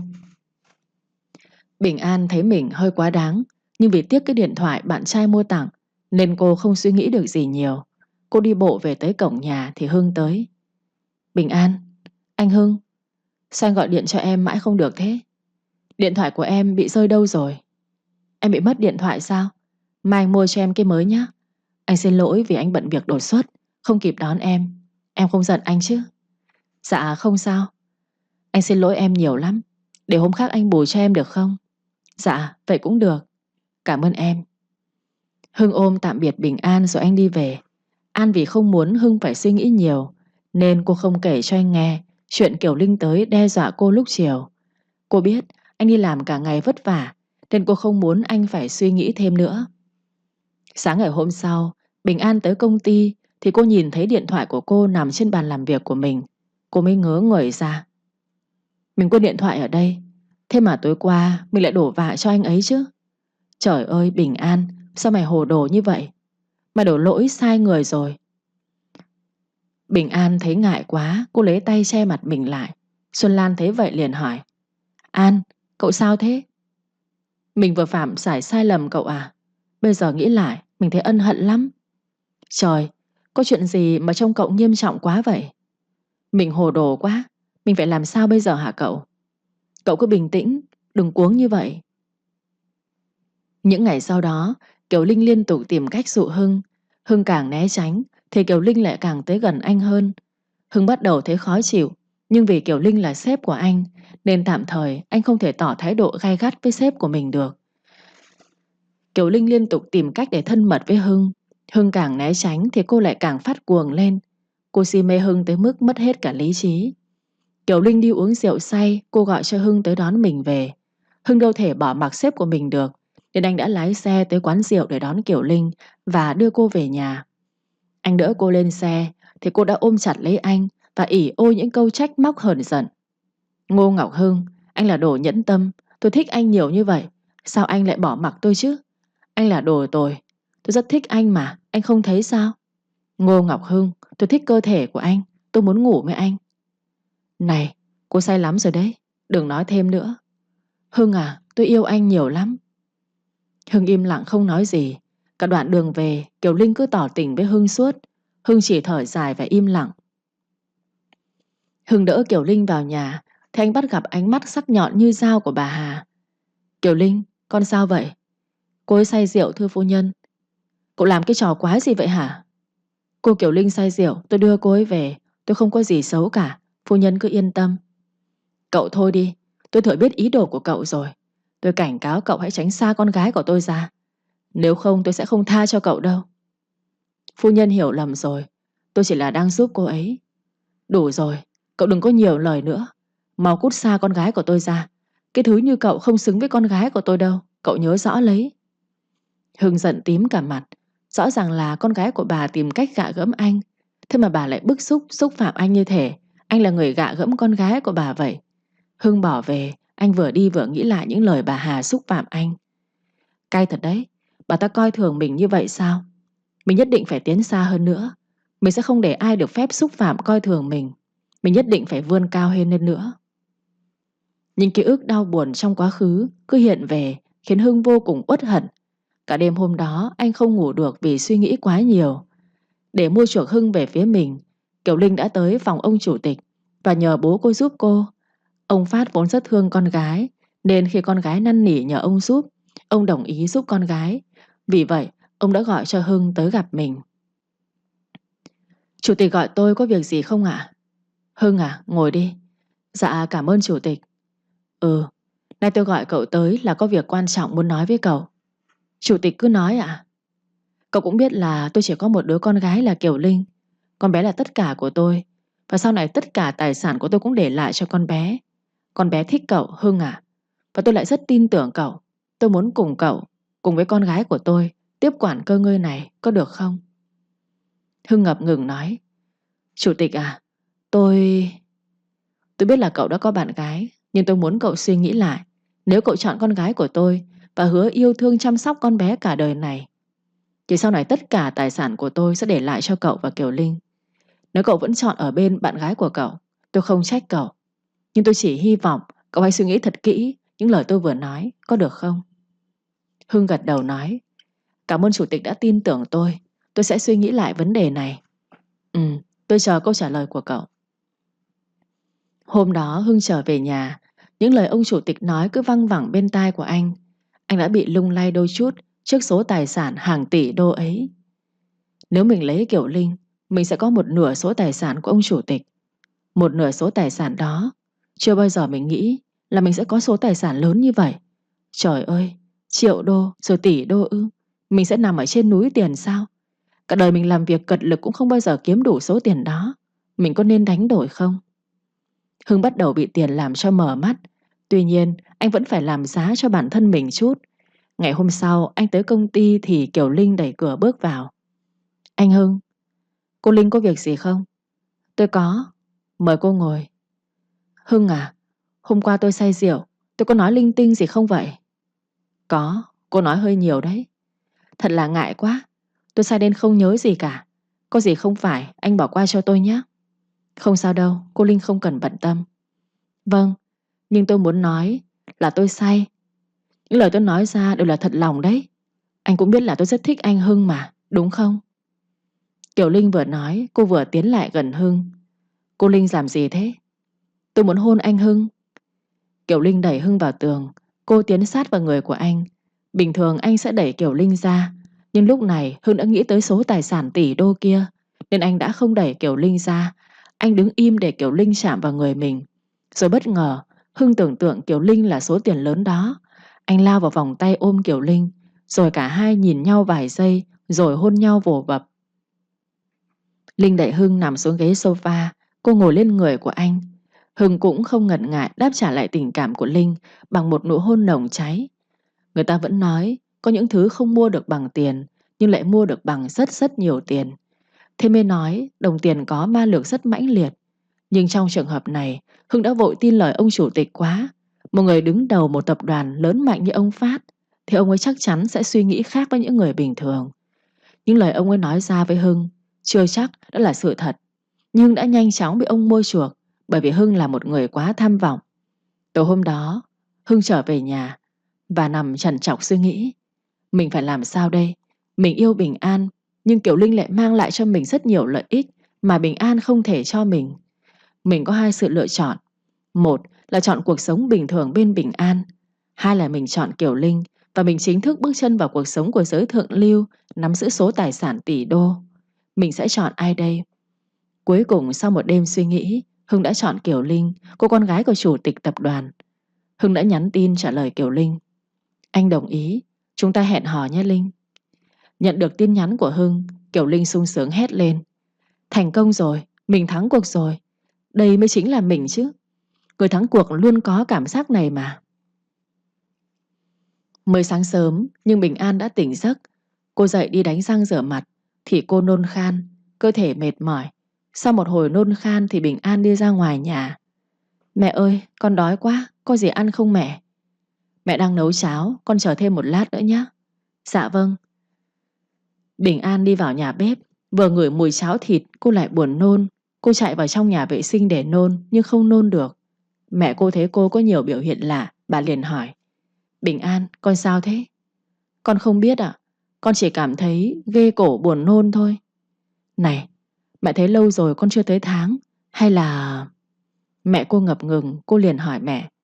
Là sao hả mẹ? Hay là con có thai rồi? Lần cuối cùng con tới tháng là khi nào thế?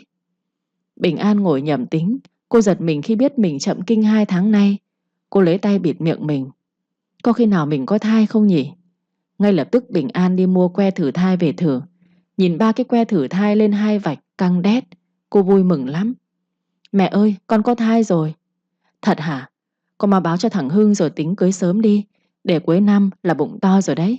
Dạ mẹ. Ngay lập tức Bình An gọi điện cho Hưng để thông báo tin vui.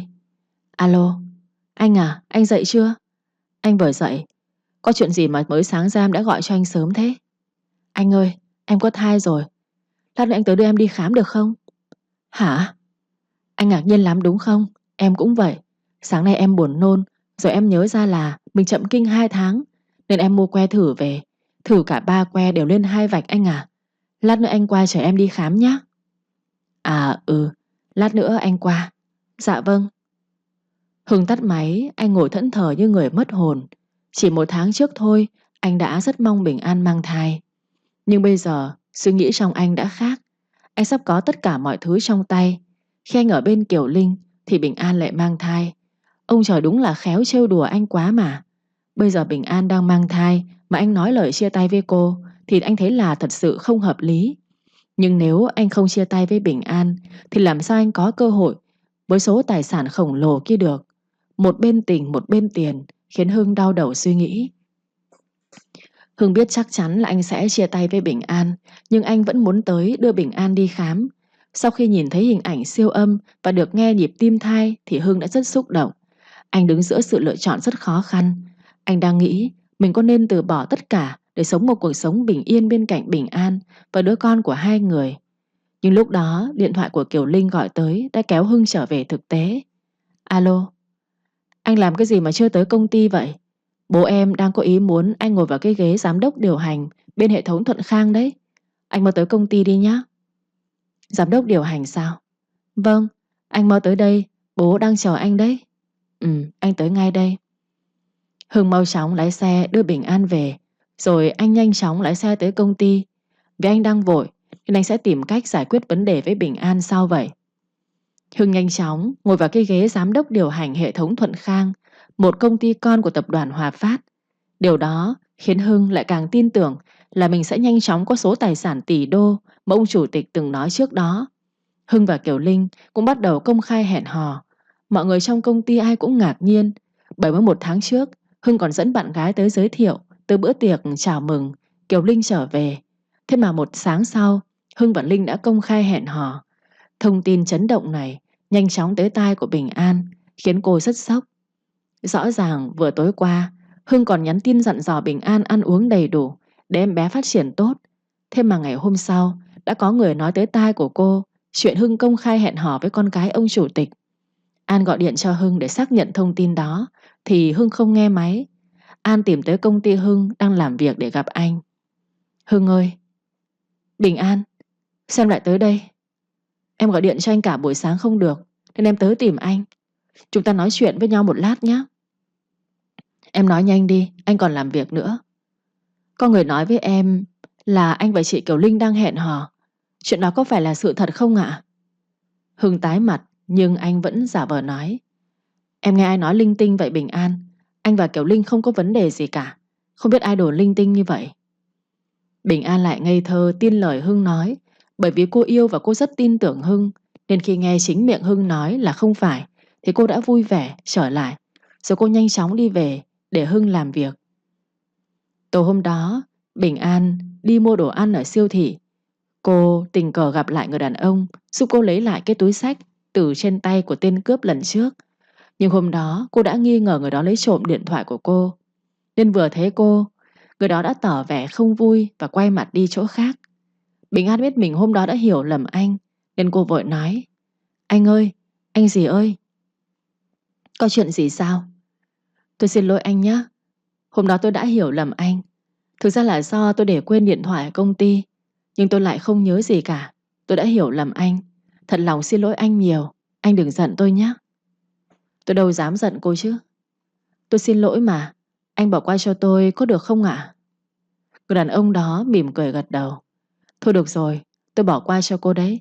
Lần sau trước khi nói ra một vấn đề gì, cô nhớ suy nghĩ kỹ rồi em nói nhé. Vâng ạ, cảm ơn anh. Không có gì. Tôi tên là Bình An, còn anh tên là gì? Tôi là Hòa Phong, rất vui được biết cô. Vâng ạ, tôi cũng rất vui. Thế anh cũng ở gần khu này à? Tôi ở ngõ 173.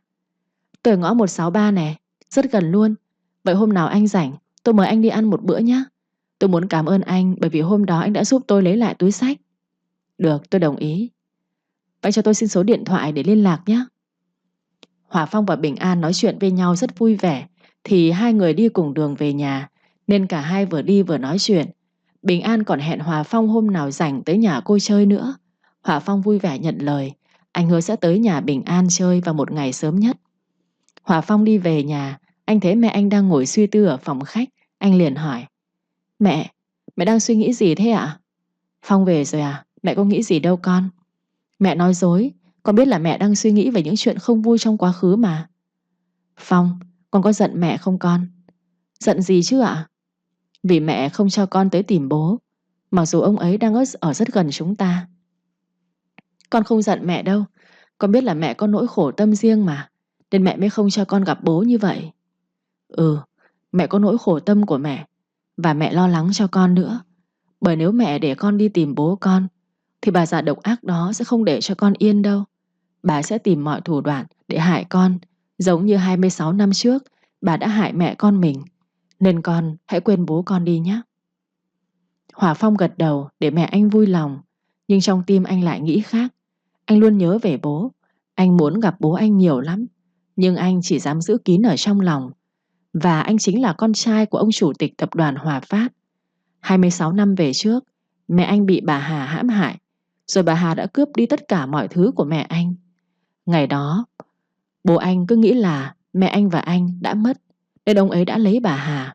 Nhưng sự thật mẹ con anh vẫn còn sống, và sống rất gần bố anh, nhưng bố anh không hề hay biết. Mới đó mà đã 26 năm trôi qua, hai mẹ con anh sống một cuộc sống bình yên bên nhau. Nhưng những chuyện không vui trong quá khứ đã ảnh hưởng và ám ảnh mẹ anh cho tới tận bây giờ. Sau một tuần vắt óc suy nghĩ, Hưng đã nghĩ ra một kế sách hoàn hảo. Hưng biết nếu mà anh ép Bình An phá thai thì Bình An có chết cũng không bao giờ phá. Do anh nói lời chia tay với cô vào thời điểm này cũng khó mà chấp nhận. Anh sẽ mang tiếng là một kẻ phụ tình. Mọi người sẽ đánh giá không tốt về anh khi anh chia tay bạn gái trong lúc bạn gái đang mang thai. Thế nên trong thời gian này, Hưng đang bắt cá hai tay. Anh vẫn là người bạn trai tốt của hai cô gái trẻ là Bình An và Kiều Linh. Hưng liền lấy lý do đi khảo sát thực tế để đánh lừa Kiều Linh. Rồi Hưng nhanh chóng đưa Bình An rời khỏi thành phố. Anh rủ Bình An đi chơi xa. Hai người tới bãi biển nơi có những kỷ niệm đẹp của hai người lúc trước. Bình An ngây thơ tin Hưng. Cô đâu biết rằng chuyến đi chơi này của cô một đi không trở lại nữa.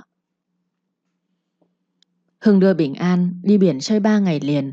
Anh ân cần chăm sóc cô chu đáo. Hưng biết đây sẽ là chuyến du lịch cuối cùng của Bình An, nên anh yêu thương cô, coi như đây là tình yêu thương cuối cùng anh dành cho cô. Hai người đi ăn uống, đi chơi cùng nhau. Hưng nắm tay Bình An và thề hẹn sẽ ở bên cô và con cả cuộc đời này. Bình An, anh yêu em. Dù có chuyện gì xảy ra đi chăng nữa thì em hãy nhớ anh mãi mãi yêu em. Dạ vâng, em cũng mãi yêu anh. Hai người hôn nhau say đắm. Tới ngày thứ 3, Hưng đưa cho Bình An một hộp đồ. Em yêu mở ra xem đi. An hớn hở mở hộp quà. Cô vợ òa hạnh phúc khi nhìn thấy bên trong là một chiếc váy cô dâu. Váy cưới ư? Đúng vậy, đó là chiếc váy cưới anh chọn cho em. Anh muốn em mặc nó vào ngày trọng đại của chúng ta. Bình An vỡ òa hạnh phúc. Cô cảm động rưng rưng nước mắt. Anh à? Hưng liền quỳ xuống, tay anh đưa chiếc nhẫn cầu hôn. Bình An, mình cưới em nhé. Vừa được tặng váy cưới, lại vừa được cầu hôn bởi người đàn ông mà mình yêu thương. Bình An hạnh phúc lắm. Cô gật đầu đồng ý ngay. Cô đã chờ đợi ngày này từ lâu lắm rồi. Dạ vâng ạ. Hưng đeo chiếc nhẫn cưới vào tay của Bình An. Vợ yêu, từ bây giờ em là vợ yêu của anh rồi nhé. Vợ à, anh yêu vợ nhất trên đời. Dạ chồng. Bình An cứ ngỡ mình là cô gái hạnh phúc nhất thế gian này. Nhưng cô đã quá ngây thơ. Những gì mà bạn trai cô vừa thể hiện chỉ là vỏ bọc ngụy trang cho một kế hoạch tàn độc của anh ta mà thôi. Hưng bảo Bình An thay váy cưới, rồi hai người nắm tay nhau đi dạo quanh bờ biển. Đi tới đâu, hai người lại cùng nhau chụp ảnh để lưu giữ lại khoảnh khắc ngọt ngào của hai người. Rồi Hưng đã đưa Bình An ra một mỏm đỏ bên bờ biển. An thấy nguy hiểm, bởi vì ở đây có những mỏm đá, mấp mô, không có rào chắn bảo vệ. Nhưng cô thấy Hưng hào hứng đi ra đó, nên cô cũng đi theo. Vợ yêu, em cứ đứng ở trong đó đi. Một mình anh ở ngoài này được rồi. Em thấy ngoài đó nguy hiểm lắm. Anh vào đây với em đi. Vậy em cho chụp cho anh một tấm, rồi anh vào nhé. Vâng ạ.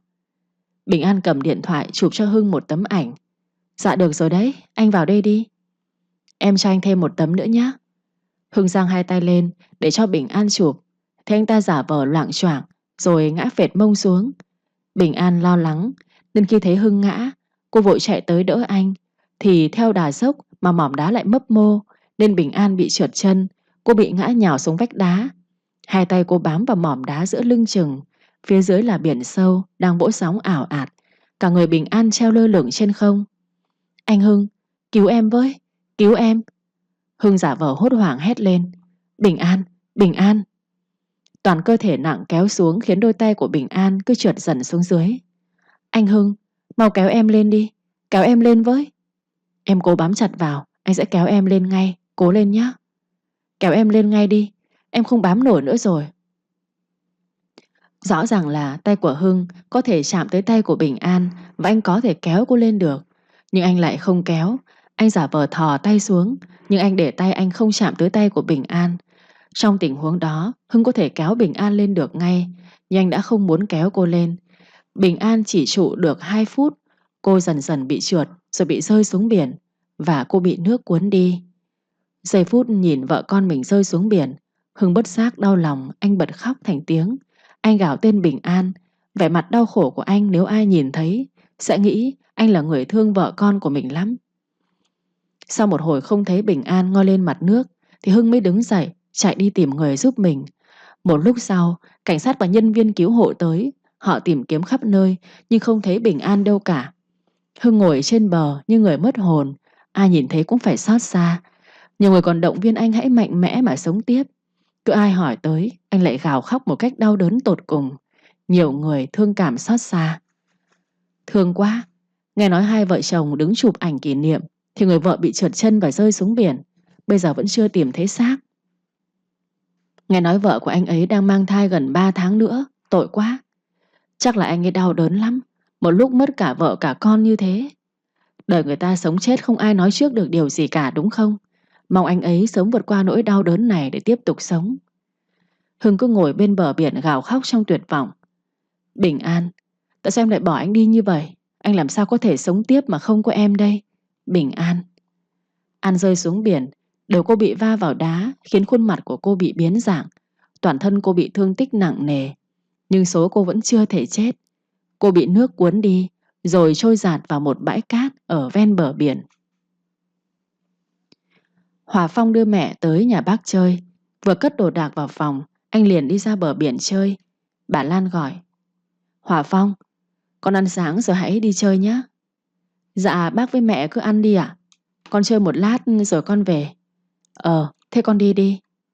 Bà Lan với bà Hương nhìn nhau cười. Nhờ có thằng Hòa Phong mà chị em mình năm nào cũng được gặp nhau đấy chị. Bây giờ chị già rồi mà thằng Phong không chờ chị về thì chị không về thăm em được. Cũng may thằng Phong nó nhiệt tình đưa chị về đây đấy. Vâng chị, bà chị của em ăn cơm đi. Ăn nhiều cho khỏe để còn đi chơi với em nữa. Chị biết rồi. Mà chị Hương này. Hả? Thằng Phong 26 tuổi rồi. Chị vẫn không định để cho nó gặp bố ruột của nó sao? Bà Hương thở dài rồi nói: Thôi, chị sợ thằng Phong gặp bố nó về rồi lại lắm chuyện. Chị sợ cái bà Hà độc ác đó sao? Cứ tránh được là tốt em à. Nghĩ mà thương thằng Phong quá. Bố nó là tỷ phú giàu có bậc nhất như thế. Đáng lẽ nó phải được thừa hưởng một ít tài sản của bố nó chứ. Thôi em à, thằng Phong nó hài lòng với cuộc sống hiện tại mà. Không cần quá giàu, chỉ cần cuộc sống bình yên và hạnh phúc là tốt rồi. Thế chị định giấu nhẹm chuyện này đi luôn sao? Chị không muốn dính dáng tới bà Hà nữa. Từ lần đó chị sợ tới chết luôn rồi em à. Chị không muốn quá khứ đó lặp lại một lần nữa đâu em. Vậy thì tùy chị quyết định. Thôi ăn cơm đi, chị đói lắm rồi. Hòa Phong đang đi dạo trên bờ biển, rồi anh dừng lại ở một nơi quen thuộc. Năm nào anh cũng đưa mẹ về đây thăm bà Lan. Năm nào anh cũng về đây tắm biển và chơi với bà Lan mấy hôm. Cảnh ở đây rất tuyệt, anh rất thích. Cảm giác bình yên thoải mái đã xua tan những mệt mỏi trong anh. Hòa Phong nhắm mắt lại, anh hít thở một hơi dài. Đang đứng ngắm biển thì anh nhìn dưới bãi biển có gì đó đang chuyển động. Anh tò mò bước xuống, bất ngờ một bàn tay túm lấy chân của anh. Cái gì thế này? Một cô gái ngoi ngóp nổi lên với khuôn mặt đầy máu. Xin hãy cứu tôi. Cô bị làm sao thế này? Trời ơi! Bà Hương và bà Lan đang ngồi trò chuyện với nhau thì Hòa Phong gọi điện về. Alo Phong à con? Mẹ ơi, mẹ cứ ở đây chơi với bà Lan mấy hôm nhé. Con có việc phải về thành phố gấp. Con về giải quyết công việc xong con sẽ về đón mẹ sau. Thế con về luôn à? Vâng, việc gấp quá mẹ à. Mẹ cứ ở đây chơi nhé. Thế con cứ về đi. Làm xong việc thì về đón mẹ. Dạ vâng. Bà Lan liền hỏi bà Hương: Thằng Phong nó về thành phố luôn rồi hả chị? Nó có việc gấp nên nó về luôn rồi. Vâng, chị em mình mong nó bận việc cả tháng để chị ở lại đây chơi với em lâu lâu một chút. Chứ năm nào chị cũng ở với em có một tuần là chị về thành phố luôn. Em buồn lắm đấy. Thì cứ ở đây chơi không mãi chị buồn mà. Thế chị ở đây sấy tôm cho em. Chị đồng ý. Em có nuôi chị được cả tháng không? Chuyện nhỏ. Chị ở chơi với em 1 tháng đấy nhá. Ừ, thật. Hỏa Phong đưa Bình An về thành phố để điều trị cho cô. Anh đưa cô về căn nhà riêng của mình và anh nhờ một người bạn thân của anh là bác sĩ nổi tiếng tới điều trị cho cô. Cô ấy sao rồi hả Toàn? Tình trạng sức khỏe ổn hơn rồi, nhưng mà khuôn mặt bị biến dạng hết rồi. Sắp tới phải phẫu thuật thẩm mỹ lại hết khuôn mặt đó Phong. Cậu giúp mình nhé, để mình chuyển tiền gửi cậu. Được rồi. Cô ấy là bạn gái cậu à? Hả? À đúng. Cô ấy là bạn gái của mình. Mình rất tiếc vì không thể giữ đứa bé lại. Thôi thì khi nào cô ấy khỏe mạnh, hai người sinh con cũng được mà. Cậu nói vậy có nghĩa là bạn gái cậu bị hỏng thai rồi. Chắc là do cô ấy bị va đập quá mạnh. Ừ, mình hiểu rồi. Cảm ơn cậu. Hỏa Phong nhìn Bình An nằm trên giường, toàn thân cô bị băng bó kín mít. Anh thở dài xót xa. Anh nhớ lại lúc gặp cô ở trên bãi biển. Anh làm ơn cứu tôi với. Cô bị làm sao thế này? Để tôi gọi người tôi giúp cô nhé. Đừng, anh đừng gọi người tới. Nếu biết tôi còn sống thì nhất định anh ta sẽ giết tôi một lần nữa. Để tôi báo cảnh sát. Đừng mà. Xin anh, hãy mang tôi tới một nơi an toàn được không? Nhưng mà cô đang bị thương nặng lắm đấy. Không nhờ người giúp, tôi sợ là tôi không giúp được cô đâu. Anh Hòa Phong, tôi là Bình An đây. Xin anh hãy giúp tôi có được không? Bình An, là cô thật sao? Đúng là tôi đây. Nhà anh ở ngõ 173, còn nhà tôi ở ngõ 163. Bình An, đúng là cô thật rồi. Được, tôi sẽ giúp cô. Cô cố chịu đau một chút nhé. Bình An tỉnh dậy. Cô thấy toàn thân cô được băng bó kín mít. Cô hoảng sợ gào khóc thì Hòa Phong ở bên ngoài chạy vào. Bình An, là tôi đây. Hòa Phong, tôi sắp chết rồi ư? Không, cô chỉ đang bị thương thôi. Cô chịu khó vài hôm nữa là sẽ khỏi. Mặt tôi, người tôi, toàn thân của tôi đau quá. Cô uống thuốc đi sẽ đỡ đau hơn đấy. Nào, cô uống đi. Hòa Phong phải động viên Bình An một lúc lâu thì Bình An mới bình tĩnh trở lại. Phong đút cháo cho cô ăn rồi anh hỏi chuyện cô. Bình An, cô đã bình tĩnh hơn chưa? Rồi à, cảm ơn anh nhiều nhé.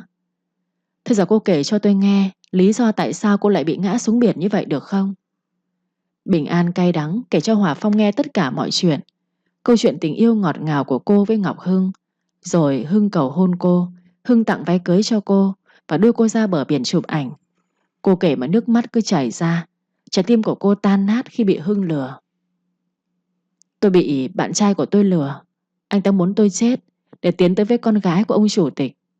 Tôi ngu ngốc thật đấy. Bị anh ta lừa dối bao lâu nay, nhưng tôi không hay biết gì hết. Tôi đúng là ngu ngốc. Trước bạn tôi đã cảnh báo với tôi rồi, nhưng tôi không tin. Để bây giờ tôi bị anh ta hại ra nông nỗi này đây. Bạn trai cô là ai vậy? Anh ta là Ngô Ngọc Hưng, con rể tương lai của ông Hòa Phát. Hòa Phong nghe xong, anh thở dài. Ý cô là anh ta quen với Kiều Linh, rồi tìm cách hại cô, để anh ta tiến với Kiều Linh à? Anh cũng biết Kiều Linh ư? Thì con gái của ông chủ tịch đó mà, ai chả biết.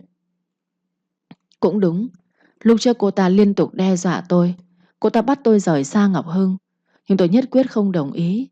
Cuối cùng thì tôi lại chính là bị chính người mà tôi tin tưởng nhất hại. Lòng người đáng sợ thật đấy. Mà sao cô chắc chắn là bạn trai hại cô? Vì cô trượt chân ngã mà. Đúng là tôi bị trượt chân, nhưng anh ấy không kéo tôi lên. Anh ấy cố tình kéo dài thời gian để tôi không bám được vào mỏm đá nữa. Từ khi tôi rơi xuống dưới rồi, anh ta vẫn ngồi im ở đó. Nếu mà anh ta thật sự lo lắng cho tôi, anh ta đã nhảy xuống cứu tôi luôn rồi. Anh ta là vận động viên bơi lội, từng đoạt huy chương vàng đấy.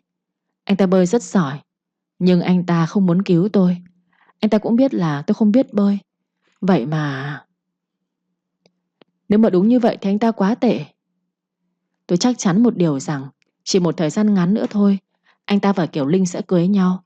Anh ta muốn tôi chết để anh ta có thể vươn cao hơn mà. Anh ta là người tham vọng, và Kiều Linh có thể giúp anh ta đạt được những tham vọng đó. Hòa Phong thở dài rồi động viên Bình An. Cô ấy quên người tệ bạc đó đi. Sau sự việc lần này cô ấy rút ra bài học cho mình nhé. Tôi biết mà. Lần này sống sót trở về, tôi đã khôn ra rồi. Cảm ơn anh đã giúp tôi nhé. Ơn cứu mạng của anh tôi sẽ khắc ghi. Sau này nhất định tôi sẽ trả ơn anh. Cô không cần lo chuyện đó đâu. Bây giờ cô nghỉ ngơi đi. Mấy hôm đầu, Bình An chưa nhìn thấy bộ dạng của mình nên cô vẫn bình thường. Nhưng tới khi cô nhìn thấy bộ dạng của mình trong gương thì cô bị sốc hoàn toàn. Khuôn mặt của cô méo mó biến dạng, nhìn như con quỷ chứ không phải con người. Mặc dù Hòa Phong nói sẽ giúp cô làm lại khuôn mặt, nhưng Bình An vẫn sốc ngất. Cô đau đớn gục ngã hoàn toàn. Tối hôm đó cô thấy Hưng ở trên tivi, phóng viên đang phỏng vấn anh ta và Kiều Linh. Hóa ra cô vừa rơi xuống biển thì mấy ngày hôm sau Kiều Linh đã dẫn Hưng về nhà ra mắt bố mẹ cô ta. Hai người họ công khai yêu nhau cho cả thế giới biết. Bình An ngồi khóc uất hận. Ngô Ngọc Hưng, anh là tên khốn nạn. Hòa Phong đi mua đồ về, anh thấy vậy liền tắt tivi. Bình An, tôi mua rất nhiều trái cây cho cô này, để tôi gọt cho cô ăn nhé. Tôi không ăn nổi anh à. Tại sao anh ta có thể đối xử với tôi như vậy chứ? Cô đừng buồn nữa. Một khi người ta không còn tình cảm với mình thì người ta sẽ tìm cách rời bỏ mình mà. Chỉ là cách của bạn trai cô quá độc ác, quá khốn nạn. Có nhiều cách chia tay mà người ta đâu cần phải ra tay độc ác như vậy chứ. Bình An nắm chặt bàn tay lại, giọng đầy căm hận. Nếu có cơ hội, nhất định tôi sẽ trả mối thù này. Nếu không, tôi sẽ cảm thấy có lỗi với đứa con trong bụng của mình lắm. Nói xong Bình An nhìn Hòa Phong với ánh mắt cầu xin. Hòa Phong, anh có thể giúp tôi thêm một lần nữa được không? Sau này anh muốn tôi làm gì tôi cũng sẽ làm. Chỉ cần anh giúp tôi trả thù anh ta có được không? Hòa Phong gật đầu. Được, tôi sẽ giúp cô. 3 tháng sau, hôm nay là ngày vui trọng đại của Kiều Linh, con gái ông chủ tịch tập đoàn Hòa Phát. Kiều Linh mặc chiếc váy cưới lộng lẫy, sánh bước bên chú rể Ngô Ngọc Hưng. Của hồi môn mà nhà gái trao cho cô dâu và chú rể nhiều tới mức ai nhìn thấy cũng phải ghen tị. Mẹ cô dâu là bà Hà ngồi đó không mấy vui vẻ. Ông chủ tịch liền nói: Hôm nay là ngày vui của con đấy, sao bà cứ xị mặt ra thế? Bà cười một cái tôi xem nào. Bà Hà giận dỗi: Tôi đã bảo ông là giúp tôi ngăn cản cái Linh, nhưng mà ông lại ủng hộ nó như thế. Sau này cái Linh nó khổ thì lỗi của ông hết đấy. Bà nghĩ là mình ngăn cấm được nó hay sao? Con gái bà đẻ ra, bà tính con gái của bà như thế nào, bà là người biết rõ nhất đấy. Ông chưa giúp tôi thì sao không biết được chứ? Tôi còn lạ gì tính con bé, nó ngang bướng giống bà y đúc, có mà trời ngăn nổi. Tôi thấy thằng Hưng nó cũng được mà. Bà cứ yên tâm đi, con gái của bà không chọn nhầm người đâu mà bà phải lo. Nhìn cái mặt thằng Hưng ấy là tôi thấy không yên tâm rồi. Ông nghĩ mà xem, mấy tháng trước nó đi chơi cùng bạn gái cũ, rồi bạn gái cũ bị rơi xuống biển chết mất xác. Có khi nào là do thằng Hưng nó hại không hả ông? Bà ăn nói vớ vẩn quá đấy. Thằng Hưng nó không bao giờ làm như vậy đâu. Với lại thằng Hưng cũng đã kể với cảnh sát tất cả mọi chuyện rồi. Đó chỉ là một vụ tai nạn ngoài ý muốn. Bà phải tin con rể của mình chứ. Tôi không bao giờ tin. Nó lừa được mọi người, lừa được cảnh sát, chứ nó không lừa được tôi đâu. Còn Linh lấy nó là sai lầm, sau này hối hận không kịp.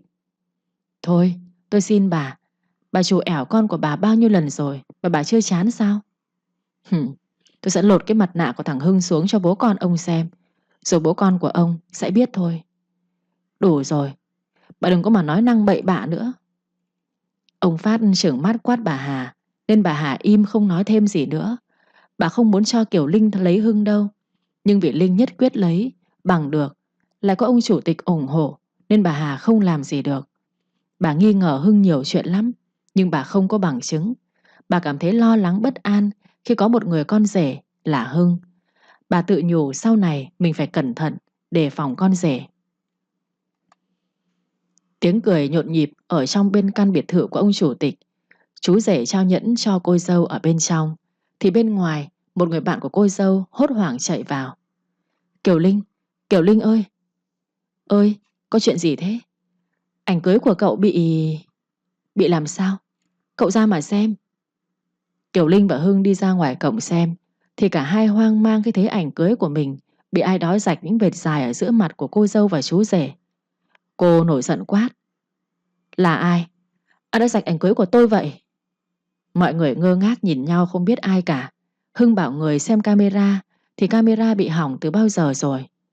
Tiệc cưới đang vui vẻ náo nhiệt thì bây giờ ai cũng hoang mang lo lắng. Mặt cô dâu với chú rể cứ hằn học khó chịu. Tiệc cưới kết thúc, ông chủ tịch báo cảnh sát tới điều tra, nhưng cảnh sát không tìm được manh mối gì cả. Kiều Linh và Hưng đang chuẩn bị đi hưởng tuần trăng mật, nhưng cả hai không cảm thấy vui. Hưng trấn an Kiều Linh để cô không suy nghĩ nhiều nữa. Em à, chắc có thể là có đứa trẻ con nào đó nghịch thôi mà, em đừng lo lắng nhé. Trẻ con mà nghịch thì sao camera lại hỏng được chứ? Thì đúng lúc camera nó hỏng thôi em. Cảnh sát cũng không tìm thấy manh mối gì mà, em đừng lo lắng nữa. Nhưng mà em vẫn không yên tâm. Có khi nào họ muốn giết chúng ta không hả anh? Chắc là không đâu. Em đừng suy nghĩ quá lên như vậy. Mình đi chơi thôi, anh đặt vé rồi mà. Vâng. Kiều Linh và Hưng đi hưởng tuần trăng mật ở Hàn Quốc. Hai người nhanh chóng quên đi chuyện ảnh cưới bị rạch đó. Sau một tuần đi chơi, hai người trở về và tiếp tục công việc của mình. Ông chủ tịch đợt này bị bệnh đau lưng tái phát nên ông đang đi chữa bệnh. Còn công việc ở công ty tạm thời Hưng và Kiều Linh quản lý. Sau đám cưới, Hưng ở rể tại biệt thự của ông chủ tịch. Còn bà Hà thì vẫn hậm hực và đang tìm điểm yếu của con rể Hưng để dìm Hưng xuống. Cứ gặp mặt Hưng ở đâu là bà Hà lại nói mỉa móc con rể Hưng. Cả nhà ông chủ tịch đang ngồi ăn sáng, bà lại tiếp tục nói mỉa con rể. Con rể Hưng đã quen với cuộc sống ở đây chưa? Dạ con quen rồi ạ. Nhanh đấy, đang ở cái nhà bé tí tẹo như vậy, bây giờ được ở trong căn biệt thự lớn thế này, tôi còn lo là cậu không quen đấy chứ. Kiều Linh thấy mẹ chồng cô như vậy thì cô liền nói: Mẹ à, sao ngày nào mẹ cũng kiếm chuyện với chồng con thế? Mẹ đang nói chuyện, chứ mẹ đâu có kiếm chuyện đâu con. Mẹ nói như vậy thì không kiếm chuyện thì là gì hả mẹ? Con lấy chồng một cái là con cãi mẹ như vậy luôn hả? Chồng con nó đang hay dự dạy hư con sao? Ông chủ tịch liền nói: Thôi đủ rồi, bữa ăn nào hai mẹ con bà cũng cãi nhau là sao? Hai mẹ con bà không coi tôi ra cái gì phải không?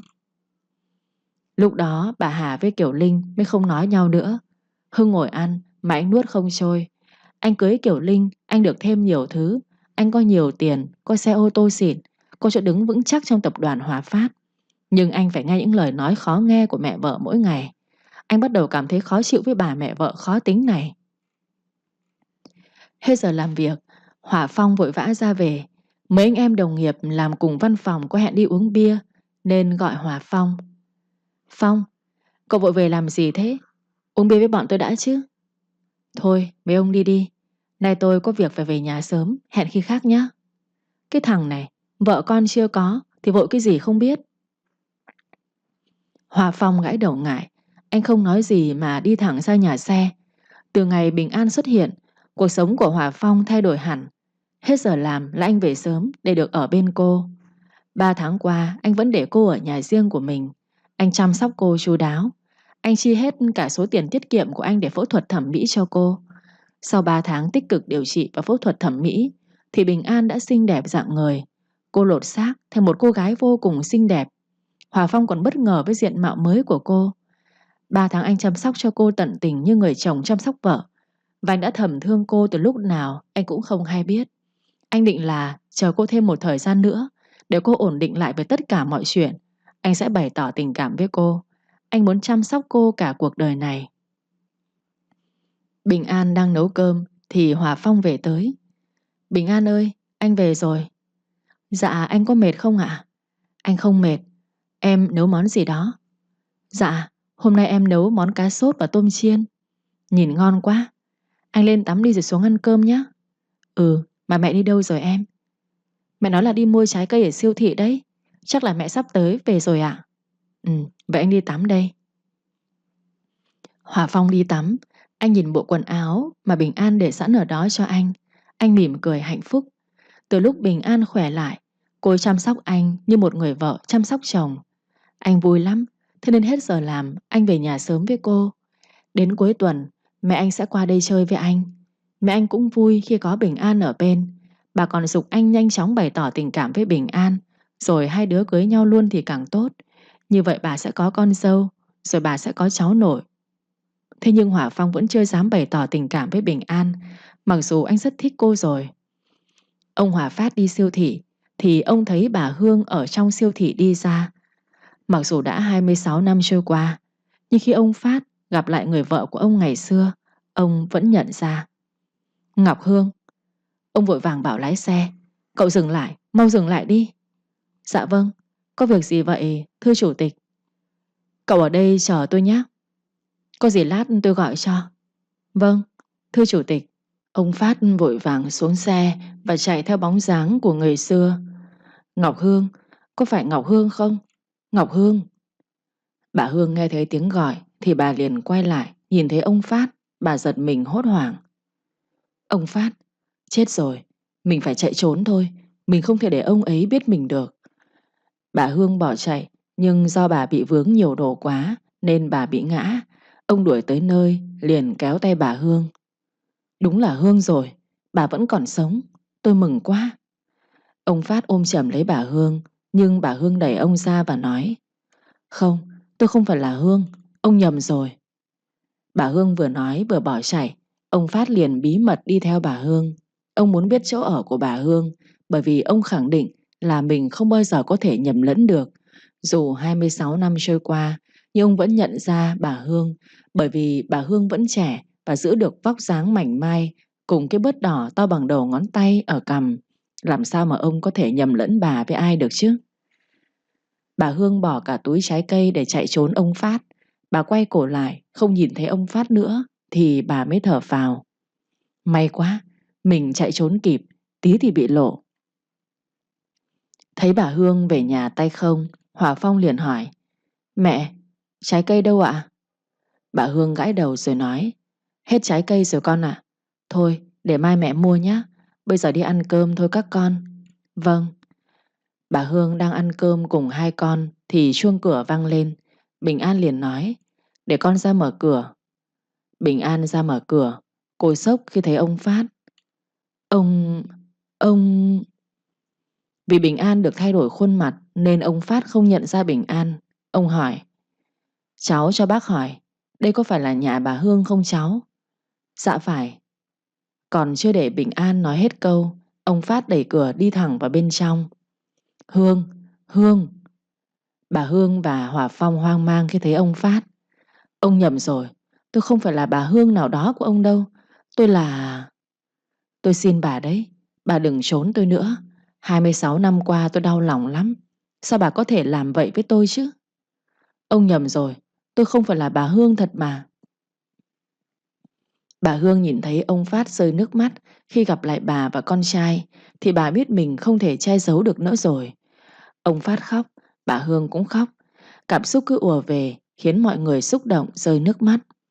Bình An đi thu dọn bát đĩa ở trong, còn bà Hương và ông Phát với Hòa Phong nói chuyện ở ngoài phòng khách. Bà Hương đã thừa nhận với ông Phát và Hòa Phong lần đầu tiên sau 26 năm xa cách, anh đã được ông Phát ôm vào lòng. Con trai của bố lớn bằng này rồi sao?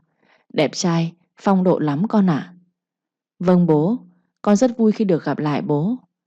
Cả nhà ba người ôm lấy nhau và xúc động rơi nước mắt. Bình An thở dài và nghĩ: Hỏa Phong là anh em cùng cha khác mẹ với Kiều Linh, kẻ thù của mình ư?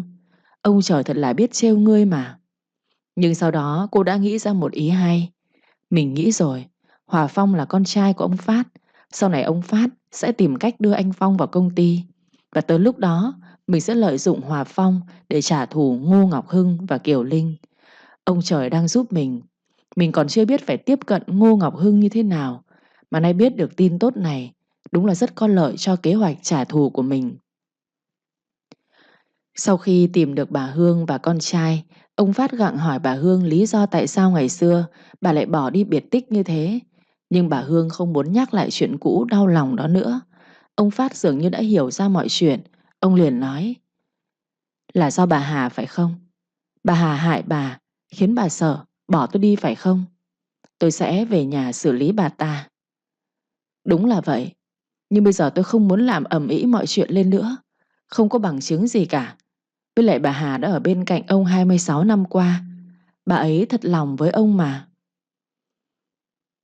Nhưng bà ấy làm những việc không thể tha thứ được. Ông bình tĩnh lại đi. Chuyện giữa tôi và ông qua lâu rồi, nên ông không còn buồn nữa. Cuộc sống của tôi và con trai rất ổn. tôi bằng lòng với cuộc sống của mình ở hiện tại rồi, nên tôi muốn ông bỏ qua cho bà Hà. Tôi nghĩ bà đã phải sống trong sự dằn vặt suốt 26 năm qua, nên chuyện gì có thể tha thứ được thì chúng ta hãy tha thứ ông nhé. Bà Hương nói cho ông Phát hiểu rằng giữa bà và ông bây giờ không còn tình cảm với nhau như trước nữa, và bây giờ hai ông bà không thể quay lại với nhau như 26 năm trước được. Hiện tại hai người chỉ vướng một đứa con trai chung, đó là Hòa Phong, nên bà với ông thống nhất sau này cả hai ông bà sẽ lo cho Hòa Phong một cuộc sống thật tốt. Bà Hương còn nói sẽ bỏ qua tất cả mọi chuyện và sống trong hòa bình với bà Hà. Bà còn hứa chắc chắn sẽ không làm gì ảnh hưởng tới ông Phát và bà Hà.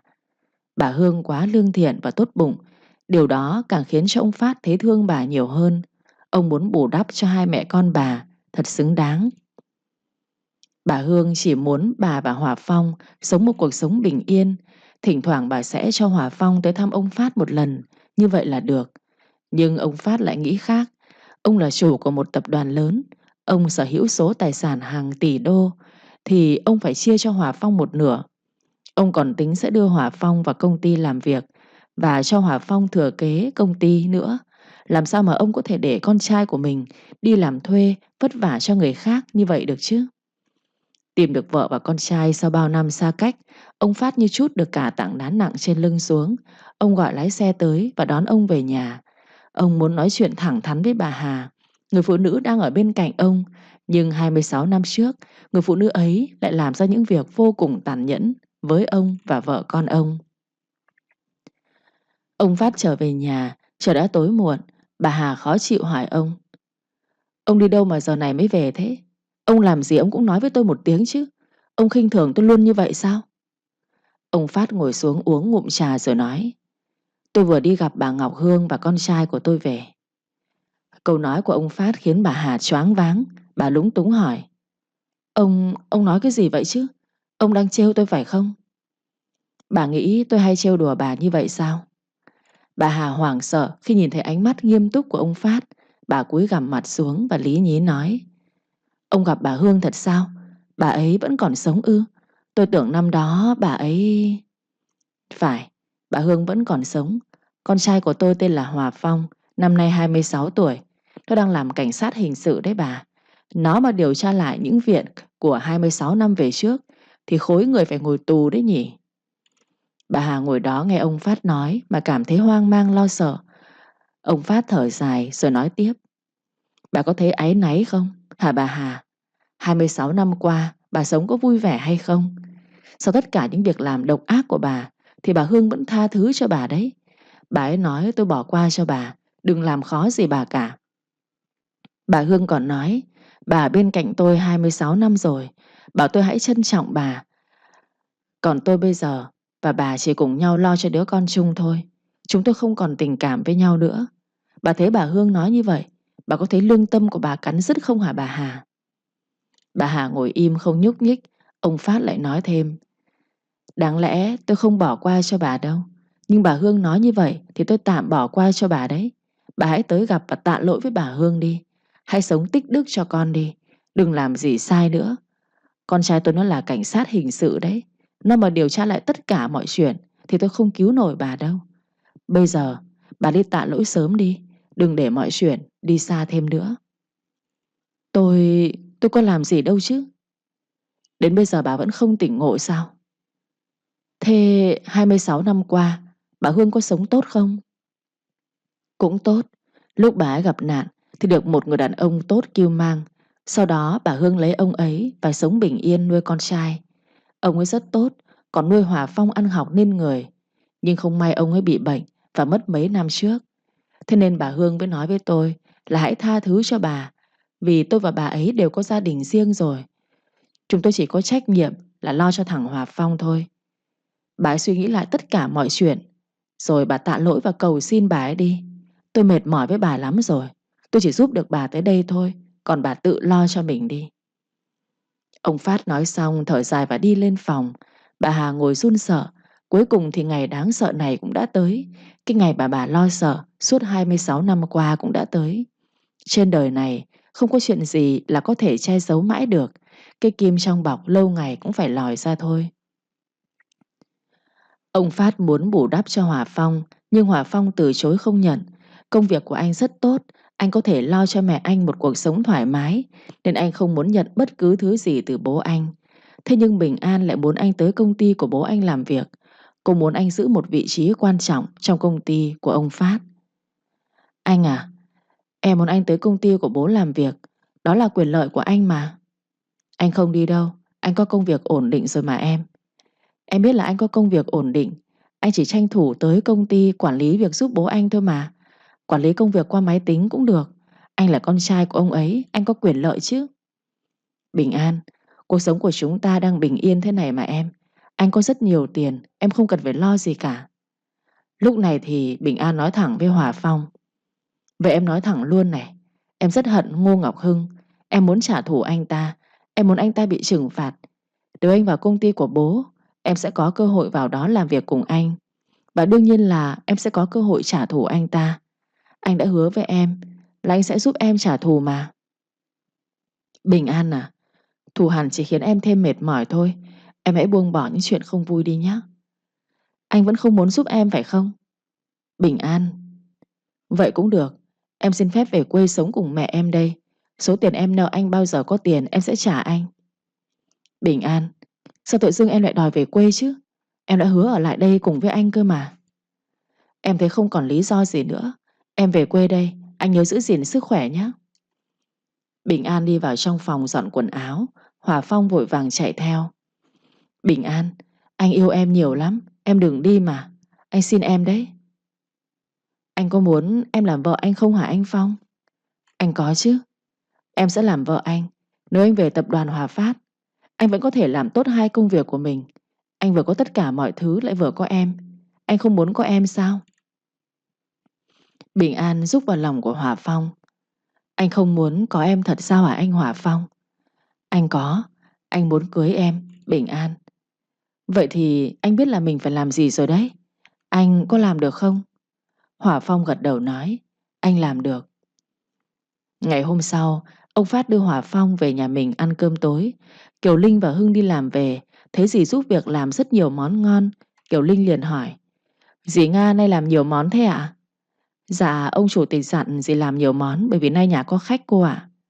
Nhà có khách sao? Vâng thưa cô. Kiều Linh thấy mẹ ngồi suy tư ở phòng khách, cô liền hỏi. Mẹ ơi, hôm nay nhà mình có khách hả mẹ? Ừ, ai thế mẹ? Bà Hà thở dài rồi đi lên phòng. Mẹ sao thế? Con hỏi mẹ còn không thèm trả lời con. Hưng liền bảo vợ. Chắc là mẹ đang mệt đấy. Mà nhà có khách tới ăn cơm, lát nữa họ tới là mình biết ngay thôi mà. Anh nhìn thái độ của mẹ đi, em chả làm gì sai với mẹ. Thế mà ngày nào mẹ cũng khó chịu với em. Thôi mà vợ đừng nghĩ nhiều. Ông Phát đưa Hỏa Phong tới. Vào nhà đi con trai, đây là nhà của bố nên con cứ coi như nhà của mình nhé. Vâng. Kiều Linh và Hưng tròn mắt ngạc nhiên. Bố? Ai thế bố? À, đây là anh trai của con đấy Kiều Linh. Kiều Linh hoang mang nghĩ. Anh trai của mình, có nghĩa là con trai của bà Hương sao? Sao mẹ nói hai mẹ con bà Hương chết lâu rồi mà?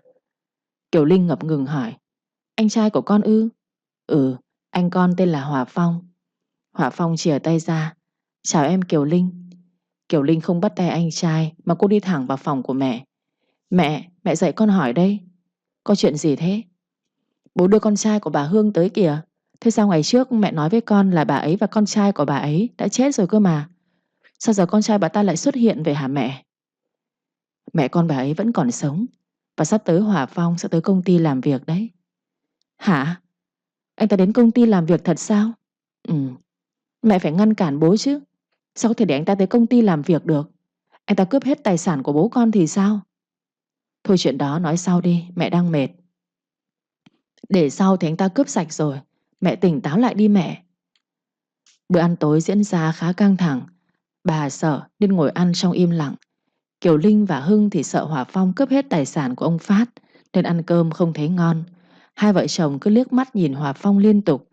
Ông Phát thì trò chuyện rôm rả. Sau mấy chục năm xa cách, nay được gặp con trai, ông vui mừng hạnh phúc khó tả lắm. Phong à, ngày mai con bắt đầu đi làm chứ? Vâng ạ, con muốn xin cho bạn gái của con vào công ty làm. Bố đồng ý nhé. Tuyệt vời, bố vui lắm. Bố có con gái con rể làm cùng rồi. Bây giờ có con trai và con dâu cùng vào làm nữa. Đúng là tuyệt vời các con ạ. Hưng bắt đầu cảm thấy lo lắng bất an. Ngày trước Hưng nghĩ ông Phát sẽ chỉ có một người con gái duy nhất là Kiều Linh, nên sau này tài sản của ông sẽ để lại cho Kiều Linh hết. Anh là chồng Kiều Linh, đương nhiên anh sẽ được hưởng một nửa số tài sản khổng lồ đó. Thế mà giờ lại lòi thêm một người con trai, và không biết sau này ông Phát có lòi thêm đứa con nào nữa không. Và tài sản đáng lẽ ra là của Tiểu Kiều Linh hết, thế nhưng cứ chia sẻ dần dần, anh ta cảm thấy vị trí của mình trong tập đoàn Hòa Phát đang lung lay và không còn vững chắc nữa. Kiều Linh bắt đầu nói mỉa Hòa Phong. Lần đầu tiên anh Phong tới đây nhỉ? Cảm giác của anh thế nào? Thì được gặp bố và mọi người anh thấy rất vui. Chỉ là vui thôi sao? Ý em gái là sao nhỉ? Một người bình thường như anh Phong tới đây thấy mở mang tầm mắt không? Cũng bình thường em à. Chỉ bình thường thôi sao? Tòa biệt thự này có giá hơn 100 tỷ đấy. Bạn anh cũng vừa xây biệt thự 200 tỷ. Bây giờ tỷ phú nhiều mà. Biệt thự nhiều lắm em à. Tìm được bố chắc là anh Phong thích lắm nhỉ. Bố giàu như vậy mà. Từ bây giờ anh Phong không cần phải vất vả ngoài kia rồi. Thực ra anh cũng không vất vả lắm đâu em. Anh yêu công việc của mình mà. Anh Phong chắc là đang làm thuê cho một công ty nào đó. Cảm giác đi làm thuê cho người khác thế nào hả anh? Anh làm thuê cho nhà nước em à. Cảm giác của anh rất vui và vinh dự đấy. Ý anh là sao? Anh làm công việc gì? Anh làm cảnh sát hình sự. Kiều Linh tròn xoe mắt ngạc nhiên. Còn Hưng đang ăn thì bị nghẹn thức ăn ở cổ. Anh ta phải uống bao nhiêu nước thức ăn mới rơi xuống được. Kiều Linh ngập ngừng hỏi. Anh Phong làm cảnh sát hình sự sao? Ừ. Bây giờ thì Kiều Linh đã hiểu tại sao mẹ của cô lại ngồi im như thế. Hòa Phong là cảnh sát hình sự, anh giữ một chức vụ không hề nhỏ. Kiều Linh nghe xong còn phải xén lại. Cô không dám nói mỉa mai Hòa Phong nữa. Ai dám dây vào một người cán bộ cao cấp của nhà nước đâu chứ. Tối hôm đó Hưng ngồi lướt điện thoại, còn Kiều Linh cứ đi đi lại lại trong phòng. Kiều Linh, em ngồi xuống đi, anh chóng mặt quá. Làm sao có thể chứ? Em ngồi xuống đi mà Linh. Kiều Linh ngồi xuống hậm hực nói. Đang yên đang lành, tự dưng phải san sẻ cho một người khác như vậy, làm sao mà em chấp nhận nổi chứ? Hòa Phong là con của vợ trước của bố ư? Vâng, anh ta là con bà Hương. Trước mẹ nói với em là hai mẹ con bà ta chết rồi. Thế mà bây giờ lại... Hừm, càng nghĩ em lại càng không thể chấp nhận được anh à? Sự thật là vậy rồi mà em. Đáng lẽ tài sản của bố để lại cho vợ chồng mình hết. Thế mà bây giờ phải san sẻ một nửa cho anh ta. Đúng là tức quá mà. Nếu chỉ san sẻ cho một mình anh ta thì được. Nếu mai kia bố đưa thêm mấy người con nữa về, chắc là em cũng không còn gì đâu nhỉ. Sao bố lại có nhiều con rơi con vã như vậy được chứ? Ai biết được đâu em. Đúng là điên mất mà. Ngày hôm sau, Hòa Phong tới công ty của ông Phát. Ông Phát mở cuộc họp thông báo với tất cả mọi người. Rồi ông Phát giao cho Hòa Phong làm giám đốc điều hành công ty mẹ. Còn Kiều Linh và Hưng quản lý công ty con. Tự dưng lại bị dưới quyền Hòa Phong, nên Kiều Linh khó chấp nhận nổi. Cô liền đi tìm ông Phát để hỏi cho rõ ngọn ngành. Bố, con có chuyện muốn hỏi. Ừ, con hỏi đi. Tại sao bố để anh Phong làm giám đốc điều hành công ty vậy? Con mới là người ngồi vào vị trí đó chứ. Bố từng nghĩ là con ngồi vào vị trí đó, nhưng con còn mải chơi không để ý tới công việc nhiều. Việc gì con cũng phải hỏi ý kiến của chồng con rồi con mới dám làm. Thế nên bố thấy con chưa đủ năng lực. Hãy cố gắng học hỏi thêm kinh nghiệm đi. Sau này bố sẽ không để con thiệt đâu. Bố có mấy công ty, sau này bố sẽ chia đều cho hai anh em con. Con không bị thiệt hơn cái gì cả. Đừng có lo. Con biết là năng lực của con còn có giới hạn, nhưng chồng con anh ấy rất giỏi. Tại sao bố không để cho chồng con ngồi vào vị trí đó chứ? Con trai con gái bố đều có. Vậy tại sao bố lại phải giao tài sản lớn của mình cho con rể chứ? Lỡ sau này con và Hưng có vấn đề gì xảy ra thì sao đây? Con không suy nghĩ thấu đáo gì cả. Bố à, anh Hưng yêu con nhiều như vậy, anh ấy cung phụng con như một bà hoàng, bố lo gì chứ? Vì con có tất cả cậu ta mới cung phụng con. Thử hỏi bây giờ con trắng tay, xem cậu ta có còn ở bên con nữa hay không? Hay cậu ta chạy đi tìm mối mới? Con còn trẻ người non dạ lắm, chưa hiểu được hết những mặt trái trong cái xã hội này đâu. Con không thèm nói chuyện với bố nữa. Kiều Linh giận dữ bỏ về phòng làm việc. Cô tức giận nói, đang tự dưng lôi cả chồng mình ra để nói. Chồng mình tuyệt vời như vậy mà bố còn chê nữa. Đúng là không còn gì để nói mà. Hương vừa bước vào thang máy thì Bình An xuất hiện. Cô đẹp như một nữ thần. Đi tới đâu cô tỏa sáng tới đó. Cánh cửa thang máy vừa đóng lại thì Bình An chạm tay vào cánh cửa. Xin lỗi, em đi cùng được không ạ? Được chứ. Bình An bước vào thang máy.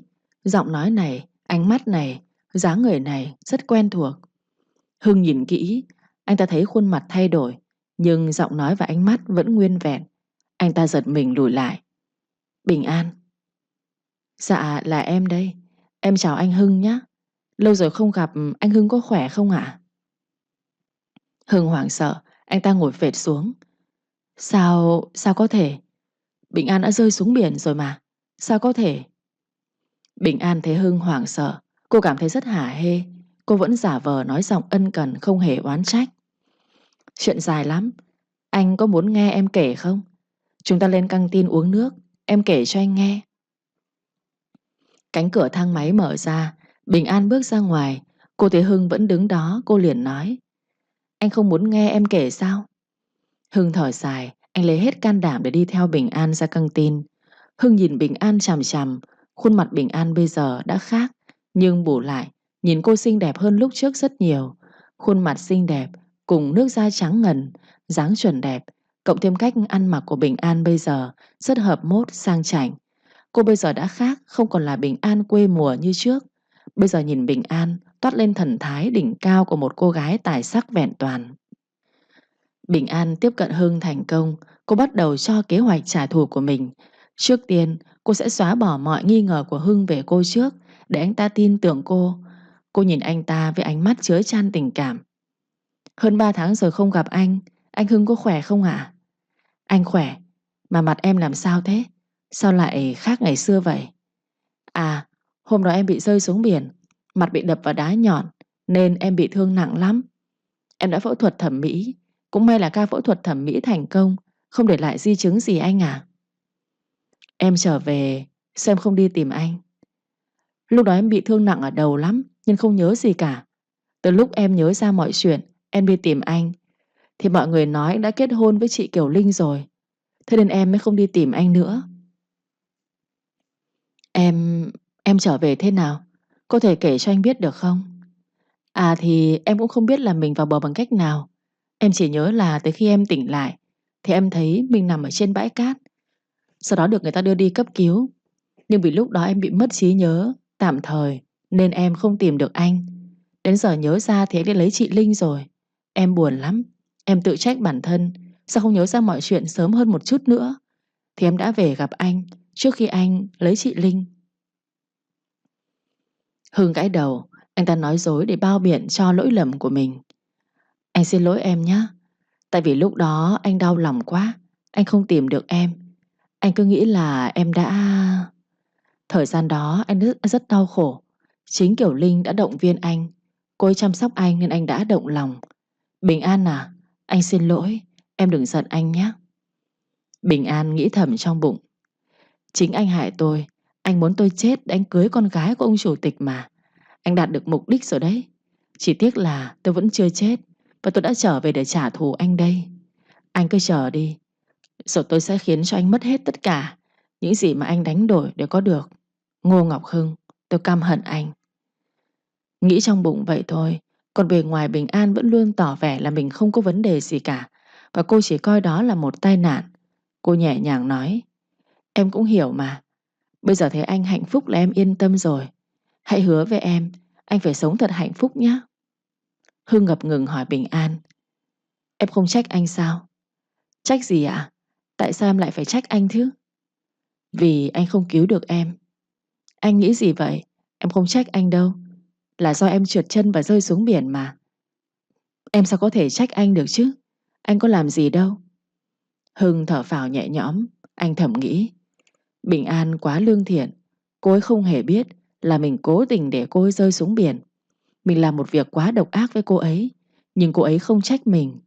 May quá, mình tưởng là cô ấy biết kế hoạch của mình rồi chứ. Hóa ra là cô ấy suy nghĩ đơn giản hơn mình tưởng rồi. Anh Hưng đang nghĩ gì vậy ạ? À không có gì. Mà bây giờ em đang ở đâu? Hôm trước anh đi qua nhà em, anh thấy nhà em khóa cửa ngoài và dán biển bán nhà rồi mà. Em đang ở nhà bạn, mà em về quê sống với bà ngoại em rồi. Bạn em là ai vậy? Bạn em là Hòa Phong, giám đốc mới của tập đoàn Hòa Phát đấy anh. Hả? Hưng hơi bất ngờ khi biết Bình An chính là cô gái mà Hòa Phong đã nói với ông Phát tối hôm qua. À ừ, em và Hòa Phong đang yêu nhau à? Cũng không hẳn, bọn em đang tìm hiểu. Với lại bây giờ anh Hưng đã có vợ rồi, thì em phải kiếm bạn trai mới chứ ạ. Anh không muốn em được hạnh phúc sao? Anh... anh luôn muốn em được hạnh phúc mà. Bình An liền ôn lại những kỷ niệm của cô và Hưng ngày xưa. Cô muốn Hưng thấy áy náy, day dứt lương tâm. An giả vờ nói giọng đầy tiếc nuối. Nếu hôm đó em không bị rơi xuống biển, thì có lẽ bây giờ em và anh Hưng đang hạnh phúc bên nhau rồi anh nhỉ? Ông trời bất công với em quá mà. Nhưng thôi không sao, chỉ cần thấy anh Hưng hạnh phúc là em thấy vui rồi. Anh hãy hứa với em là phải sống thật hạnh phúc nhé. Em luôn cầu chúc cho anh. Bình An, anh cảm ơn em nhiều lắm. Em cũng phải thật hạnh phúc nhé. Bình An lại tiếp tục diễn vai thiên thần trong mắt của Hưng. Anh nhớ là phải sống hạnh phúc đấy. Nếu em thấy chị Linh đối xử với anh không tốt, em sẽ cướp anh về với em đấy. Lúc đó em không ngần ngại gì đâu nha. Ngọc Hưng nghe Bình An nói vậy, anh ta thưởng thật. Cảm xúc yêu thương cứ ùa về, khiến anh ta xúc động. Anh ta làm bao nhiêu việc ác với Bình An, nhưng sau tất cả, cô vẫn luôn yêu thương anh ta như ngày xưa. Hưng nhìn bụng Bình An và hỏi, thế đứa bé không còn phải không? Bình An liền nói giọng buồn bã, em xin lỗi anh, do em bị va đập mạnh nên em bị sảy thai rồi. Em xin lỗi vì đã không giữ được đứa bé, anh à. Không, em không cần phải xin lỗi anh. Em không có lỗi gì với anh mà. Bình An giả vờ nắm tay của Hưng. Cô cảm nhận Hưng đang run run. Anh ta đang lo sợ điều gì chứ? Cô liền nở ra một nụ cười để mê hoặc Hưng. Với nụ cười xinh đẹp, cộng với ánh mắt đưa tình của mình, khiến Hưng một lần nữa rung động. Anh từng yêu Bình An 3 năm. Hai người ở bên nhau một thời gian dài, nên Hưng vẫn chưa quên được cô. Anh tham tiền nên anh cưới Kiều Linh, đánh đổi tất cả để làm con rể của ông chủ tịch tập đoàn Hòa Phát. Tất cả cũng chỉ vì một chữ tiền. Nhưng trong lòng của anh vẫn chưa thể quên được Bình An. Đó là sự thật. Hưng trở về phòng làm việc, anh ta sung sướng cười một mình. Bình An đẹp thật đấy. Cô ấy còn xinh đẹp hơn ngày xưa rất nhiều. Đặc biệt là cô ấy không hề biết mình đã hại cô ấy ở bờ biển hôm đó. Cô ấy vẫn yêu thương mình như ngày xưa. Hưng thở phào nhẹ nhõm. Từ nay về sau anh không phải áy náy day dứt nữa rồi.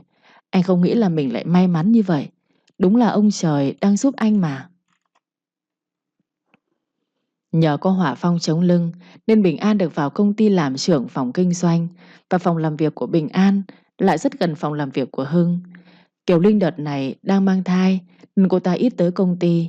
Nhưng tính cô ta hay ghen nên cô ta nhờ một chị nhân viên trong công ty giúp cô ta để mắt tới chồng mình trong thời gian cô ở nhà dưỡng thai. Kiều Linh đang ngồi ăn trái cây ở nhà. Cô ta có điện thoại gọi tới. Alo, chị Linh à, em có chuyện muốn báo với chị. Chuyện gì cứ nói luôn đi. Dạ, từ hôm nay em thấy sếp Hưng hay đi ăn trưa với một cô gái rất xinh đẹp. Kiều Linh nghiến răng hỏi, cô ta là ai? Dạ, đó là Bình An, trưởng phòng kinh doanh mới. Bình An? Sao nghe cái tên quen quá vậy? Em có hình ảnh đây, để em gửi cho chị nha. Không cần gửi đâu, tôi sẽ tới đó ngay đây. Vâng, vậy chị tới đi, rồi chúng ta nói chuyện tiếp. Kiều Linh cắt máy. Cô ta nhanh chóng lái xe tới công ty.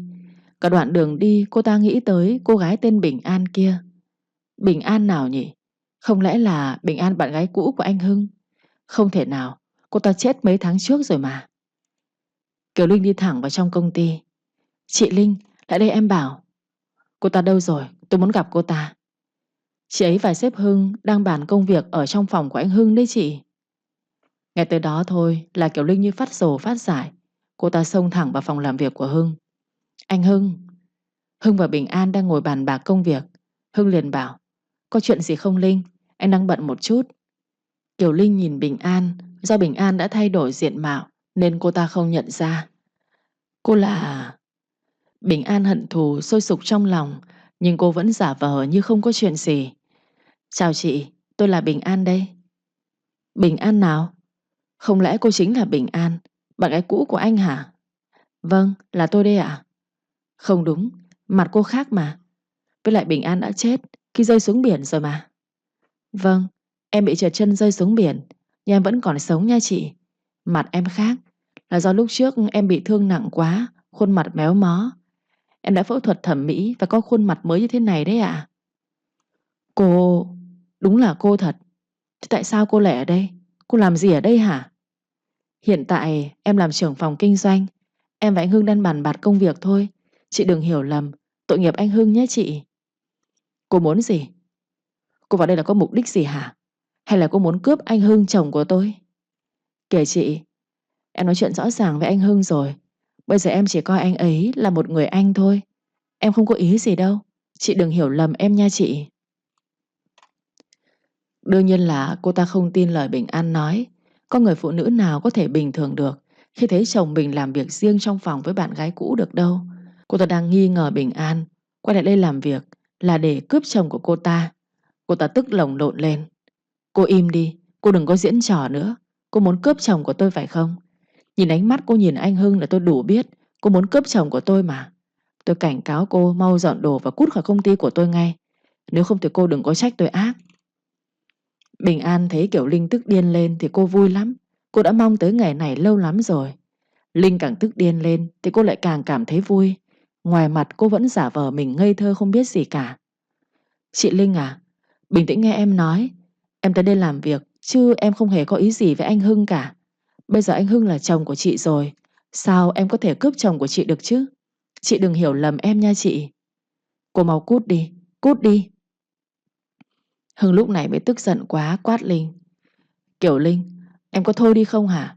Em ghen tuông vớ vẩn vừa thôi chứ. Anh và Bình An đang làm việc cơ mà. Làm việc cái gì chứ?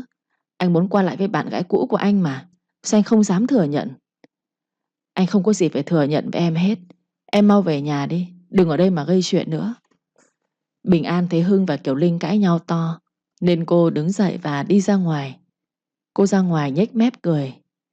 Hai người cứ cãi nhau đi, chửi nhau đi, đánh nhau đi. Tôi thấy vừa lòng lắm. Đây mới chỉ là bắt đầu thôi. Thời gian còn dài lắm. Hai người cứ từ từ mà cảm nhận đi. Tôi sẽ trả lại cho hai người tất cả những đau đớn mà tôi đã trải qua.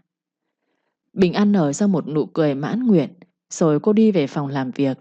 Ở trong phòng, Hưng và Kiều Linh đang cãi nhau to. Kiều Linh gào khóc ầm ĩ. Cô ta lao vào tát Hưng liên tiếp, khiến Hưng giận. Anh giơ tay tát lại Kiều Linh một phát mạnh, khiến cho cô ta sốc ngang. Anh dám đánh em sao? Em xem lại bản thân của mình đi, xem em cư xử đúng hay không. Anh muốn chết phải không? Anh có tin là em tống cổ anh cút khỏi công ty này không hả? Em nói cho anh biết, nếu không có em, anh không có ngày hôm nay đâu. Anh chỉ là một con chó chui gầm chạn thôi, anh hiểu chưa? Hưng giận tím mặt. Từ ngày anh lấy Kiều Linh, luôn bị mẹ vợ khinh thường mỉa mai xúc phạm. Bây giờ lại tới vợ anh khinh thường anh nữa. Anh đã cố gắng làm việc hết sức, đã cống hiến hết sức có thể cho công ty, mà vợ anh vẫn không tôn trọng anh như vậy. Anh thất vọng lắm. Nghĩ lại, anh thấy mình đánh đổi quá nhiều thứ. Nhưng cái mà anh nhận lại chỉ là những lời sỉ nhục từ vợ và mẹ vợ. Anh thấy có chút tiếc nuối về những chuyện đã qua. Kiều Linh cứ gào khóc ầm ĩ. Cô đập bàn đập ghế, đập luôn cả cái máy tính của Hưng. Đồ khốn, anh dám tát tôi sao? Hôm nay tôi sống chết với anh. Đủ rồi đấy. Em về nhà đi. Làm loạn thế quá đủ rồi. Anh mà chưa tống cổ cô ta đi, em còn làm loạn nữa. Mau tống cổ cô ta đi mau. Bình An sắp là chị dâu của em rồi đấy. Em bớt điên khủng đi. Hưng, anh nói cái quái gì thế hả? Anh nói Bình An chính là bạn gái của Hòa Phong. Em nghe rõ chưa? Kiều Linh lúc này mới im mồm lại. Cô không gào lên nữa. Cái gì? Cô ta là bạn gái của Hòa Phong thật sao? Đúng là vậy đấy. Trái đất tròn thật. Mới chỉ mấy tháng trước em và cô ta tranh giành anh. Thế mà bây giờ cô ta sắp làm chị dâu của em rồi. Đúng là khóa khó tin mà. Bây giờ thì em về nhà đi và đừng có làm loạn nữa. Dù là vậy, em vẫn không thích anh ở gần cô ta. Từ bây giờ trở đi, anh không được phép gần cô ta. Anh nghe rõ chưa? Làm việc cùng nhau thì phải gần nhau chứ. Em đừng làm khó anh nữa. Anh bận bao nhiêu việc, em cứ đi nói mấy cái chuyện không đâu. Em không thấy mệt mỏi sao?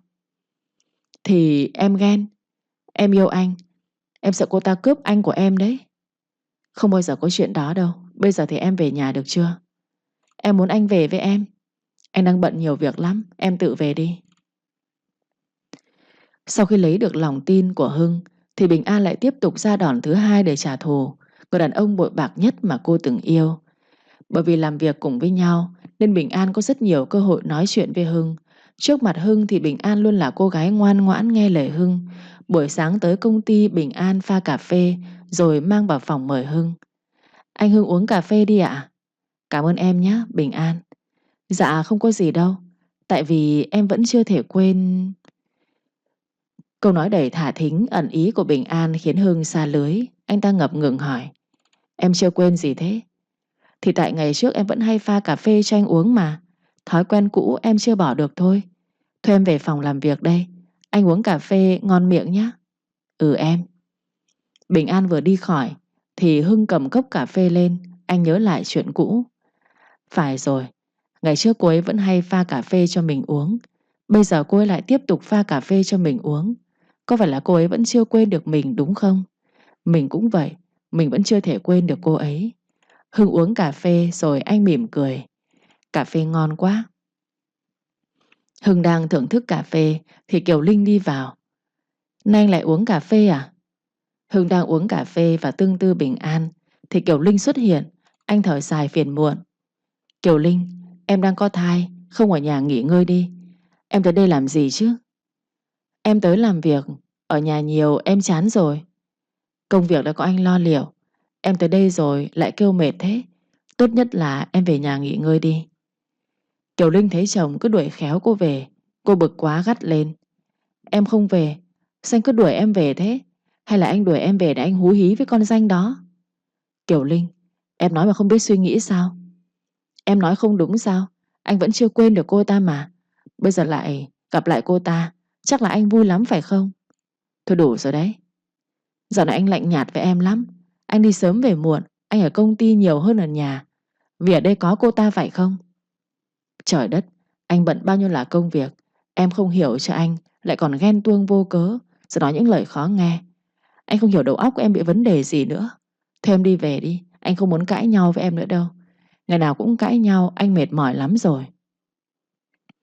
Ngày nào cô ta còn làm việc ở đây thì còn lắm chuyện.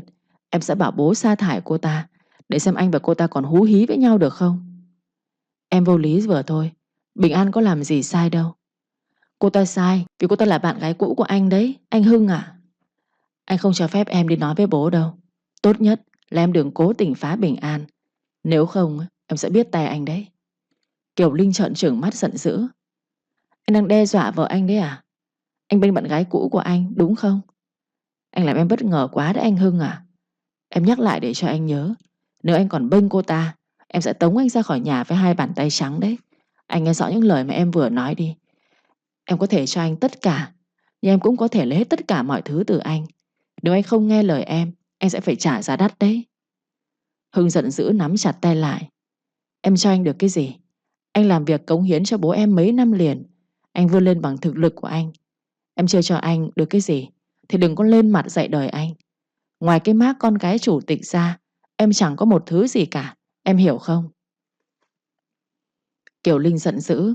Anh giơ tay tát Hưng thì bị Hưng túm lấy tay của anh trừng mắt nhìn Linh. Bỏ ngay cái tính cắn càn của em đi Kiều Linh. Anh dám oai với tôi sao? Anh cũng chỉ là một cái thằng đi ở rể. Anh đang sống dựa dẫm vào gia đình tôi đấy. Anh có khác gì con chó đâu mà anh oai cái gì hả? Tôi đi làm tôi cũng có tiền, tôi tự lo cho mình được. Chính cô là người bắt tôi phải ở rể mà. Sao cô nhanh quên quá vậy? Cô nói tôi là con chó thì cô đang ở với con chó đấy. Người mà ở với chó rồi thì lấy chó, thì cô cũng chỉ là một con chó cái thôi. Anh chưa xong với tôi đâu, thằng chồng khốn nạn. Cô nghĩ cô làm gì được tôi thì cô làm luôn đi. Tôi không sợ cô đâu. Kiều Linh tức muốn phát rồ phát dại. Cô chưa bao giờ nghĩ Hưng lại dám cãi lời cô như vậy. Hưng và Kiều Linh hầu như ngày nào cũng chửi nhau, cãi nhau. Từ lúc Bình An xuất hiện, Hưng và Kiều Linh cứ lục đục mãi. Cô ta ghen tuông vô cớ, cô ta hóa rồ, luôn kiếm chuyện gây gổ với Hưng, khiến Hưng vô cùng mệt mỏi. Vừa tan làm, Hưng vừa đi ra bãi đậu xe và gọi điện cho bạn. Tuấn à, đi uống rượu với tao đi. Lại tao muốn uống, vẫn quán cũ nhá. Những lời Hưng nói với bạn, Bình An đã nghe thấy hết. Quán và Hưng nói tới chính là quán ngày trước mà cô và anh vẫn hay đi cùng hội bạn. Bình An mỉm cười. Sắp có trò hay để xem rồi. Hòa Phong đi làm về, anh không thấy Bình An ở nhà nên anh gọi điện. Bình An thì đang bận săn mồi nên cô không bắt máy. Hòa Phong gọi mấy cuộc không được, anh bắt đầu lo lắng đi tìm Bình An khắp nơi. Ở bar rượu nổi tiếng giữa trung tâm thành phố, tiếng nhạc rung lắc cực mạnh. Hưng và Tuấn đang ngồi uống rượu ở trên tầng 2. Hưng, mày sao thế? Cũng không sao, tao hơi chán một chút thôi. Con rể của tập đoàn Hòa Phát mà cũng biết chán sao? Thế mới chán đấy mày. Chán thế nào? Nói tao nghe xem. Mày làm sao hiểu được cái cảm giác bị vợ và mẹ vợ khinh thường. Vợ tao sỉ nhục tao, còn bảo tao là chó chui gầm chạn. Nếu là mày thì mày nghĩ sao? Thì ly hôn thôi. Sống với người không tôn trọng mình như thế, làm sao mà sống nổi được chứ? Hưng thở dài rồi nói. Tao đánh đổi bao nhiêu thứ để cưới cô ta. Thứ tao nhận được chỉ là sự sỉ nhục của gia đình nhà vợ. Tao ân hận rồi. Mày đánh đổi những gì thế hả Hưng? Tao đánh đổi sức khỏe, đánh đổi người con gái tao yêu, đánh đổi cả đứa con chưa kịp chào đời của tao để lấy một người vợ khốn nạn như Kiều Linh. Ông trời đang trừng phạt tao đấy. Tao nghe không hiểu mày đang nói gì cả. Mày không hiểu được đâu Tuấn à. Nào uống đi, tao muốn say để quên hết những chuyện buồn. Cạn ly. Hưng và Tuấn uống rượu tới khi cả hai đã ngả ngải say rồi. Hưng ơi, tao không uống nổi nữa rồi. Mày còn uống được nữa sao? Tao vẫn uống tiếp được. Mày quá kém đấy. Tao uống hết nổi rồi. Mày uống một mình đi, tao đi vệ sinh đây. Ừ, đi đi. Hưng ngồi uống rượu một mình thì Bình An xuất hiện. Cô mặc chiếc váy đỏ gợi cảm đi tới bên Hưng như một sự tình cờ. Anh Hưng à? Bình An, là em sao? Anh tới uống rượu với bạn đấy à? Ừ, thế còn em tới đây với ai vậy? Em có hẹn với bạn, nhưng mà em chờ mãi không thấy bạn em tới. Em bị cho leo cây rồi. Vậy à? Thế em ngồi đây uống với anh vài ly được không? Dạ vậy cũng được. Bình An ngồi sát lại gần Hưng. Cô nhìn Hưng với ánh mắt thật là tình cảm yêu thương, như thuở hai người còn yêu nhau. Anh à, anh đừng uống nữa nhé. Em thấy anh uống say rồi đấy. Anh chưa say. Nào chúng ta cạn ly. Tuấn đi ra thấy Bình An đang ngồi cạnh Hưng thì ngạc nhiên hỏi. Bình An, có phải Bình An không? Dạ là em đây. Lâu rồi không gặp, anh Tuấn vẫn khỏe chứ ạ? Anh vẫn khỏe. Bình An à, em mất tích đi đâu mấy tháng trời thế? Em có chút việc riêng anh ạ. Phải công nhận là Bình An ngày càng xinh đẹp đấy nhá. Vẻ đẹp này quá đỉnh, khác hẳn với Bình An của ngày xưa rồi em à. Anh Tuấn nhận ra em ngay rồi sao? Anh Tuấn đúng là giỏi thật đấy. Tất nhiên là anh nhận ra rồi. Ngày trước em vẫn hay tới đây cùng với Hưng. Em ngồi cạnh Hưng y như thế này luôn, nên vừa nhìn là anh nhận ra ngay. Rồi Tuấn quay qua bảo Hưng. Hưng à, cậu có công nhận là Bình An ngày càng xinh đẹp không? Ừ, Bình An rất đẹp. Thế Bình An cho anh gửi thằng Hưng ở đây nhé. Anh phải về đây, bạn gái của anh gọi rồi. Dạ vâng, anh cứ về đi, để em chăm sóc anh Hưng cho. Tuấn vỗ vai Hưng và nói nhỏ. Sướng nhất cậu nhá. Vừa có vợ đẹp, lại có thêm bồ xinh như thiên thần thế này. Cậu đúng là có số hưởng mà. Tuấn về trước. Hưng say rượu ngả vào vai của Bình An. Cô mỉm cười. Con mồi đã sa vào lưới. Đã 12 giờ đêm, nhưng Hưng chưa về nhà. Kiều Linh tức điên lên. Cô gọi cho Hưng cả trăm cuộc, nhưng Hưng không nghe máy. Vì Bình An đã tắt chuông điện thoại của Hưng, nên Kiều Linh có gọi cháy máy Hưng cũng không biết. Bình An đỡ Hưng ra xe ô tô của mình. Cô vẫn giả vờ tử tế với Hưng. Cô quan tâm hỏi han Hưng. Anh Hưng à, anh say rồi, để em đưa anh về nhé. Địa chỉ nhà anh ở đâu? Anh ở nhà riêng hay ở với ông chủ tịch? Hưng lắc đầu nói giọng say lẻ nhẹ. Anh không muốn về căn nhà đó đâu. Anh thật sự là không muốn về đó. Sao thế ạ? Chiếc điện thoại trong túi của Hưng rơi ra ngoài. Bình An cầm lên cho Hưng. Đúng lúc Kiều Linh gọi tới. Bình An ấn nút nghe, nhưng cô không đưa điện thoại cho Hưng, mà cô để điện thoại xuống ghế. Cô cố tình ấn nghe máy để Kiều Linh nghe thấy những lời Hưng đang nói với cô. Anh Hưng, anh nói đi. Tại sao anh lại không muốn về nhà? Vợ anh đang chờ anh ở nhà mà. Anh không muốn về đó đâu. Kiều Linh, cô ta là con quỷ chứ không phải là con người em mà. Anh căm ghét cô ta. Anh căm ghét cả mẹ cô ta. Anh căm ghét cả gia đình nhà cô ta. Bình An còn cố tình khơi chuyện, đương nói ra hết. Và đương nhiên là ở đầu máy bên kia, Kiều Linh nghe thấy hết những lời Hưng và Bình An nói. Bình An đặt tay lên đùi của Hưng. Cô dùng ánh mắt của mình để mê hoặc Hưng. Hưng say rượu, anh vẫn chưa quên được Bình An. Nên thấy Bình An câu dẫn trước, Hưng không kìm lòng được, anh vội nói. Bình An à, anh nhớ em nhiều lắm. Kìa anh, sao anh nói như vậy được? Bây giờ anh là chồng của chị Linh rồi. Anh nói như vậy anh không sợ chị Linh buồn sao? Anh lấy cô ta vì quá tham vọng thôi, chứ anh không hề yêu cô ta. Người anh yêu là em. Bình An, anh yêu em. Hưng, em biết là anh còn yêu em, nhưng bây giờ anh là chồng của người ta rồi. Hãy quên em đi. Không, anh không thể quên em được. Cả đời này anh sẽ không quên em đâu Bình An. Anh đừng nói như vậy. Chị Linh biết là chị sẽ buồn lắm đấy. Vậy thì chúng ta cứ âm thầm ở bên nhau em nhé. Bình An gật đầu rồi cô tắt điện thoại. Kiều Linh nghe thấy hết những lời Hưng vừa nói với Bình An. Cô ta gào khóc như điên dại. Thằng chó chết, tao mà tìm được mày thì mày chết với tao. Kiều Linh gọi lại cho Hưng, nhưng Hưng không nghe máy. Cô ta tức lồng lộn lên, lái xe lao ra khỏi nhà. Cô ta lái xe đi tìm Hưng, nhưng biết ở đâu mà tìm bây giờ. Bình An lái xe đưa Hưng về biệt thự của ông chủ tịch. Cô muốn nhân cơ hội này để chọc điên Kiều Linh và bà Hà luôn. An vừa đỡ Hưng vào trong biệt thự thì Kiều Linh lái xe về tới. Cô ta đi tìm Hưng một vòng nhưng không thấy. Cô ta vừa quay về nhà, đập vào mắt cô ta là cảnh tượng Bình An đỡ Hưng. Hưng say rượu, gục mặt vào vai của Bình An, miệng liên tục lải nhải. Bình An à, anh nhớ em lắm, nhớ em nhiều lắm. Bà Hà ở trên lầu đi xuống, còn Kiều Linh ở bên ngoài chạy sộc vào. Cả hai mẹ con bà ta đều nghe thấy những lời mà Hưng vừa nói. Kiều Linh lao lại, đỡ lấy Hưng từ tay của Bình An. Hưng, sao anh dám? Đồ khốn này. Bình An nhẹ nhàng nói. Cháu chào bác, em chào chị. Anh Hưng say quá nên cháu đưa anh ấy về. Cháu xin phép. Kiều Linh để Hưng nằm xuống ghế rồi cô nghiến răng nói. Bình An, sao cô dám ve vãn chồng tôi? Em không ve vãn chồng chị. Chị ăn nói cẩn thận đi. Bà Hà liền bênh con gái và chửi Bình An. Cô là ai? Tại sao cô lại đi uống rượu với thằng Hưng hả? Cô biết thằng Hưng có vợ rồi mà cô vẫn còn ve vãn nó là sao?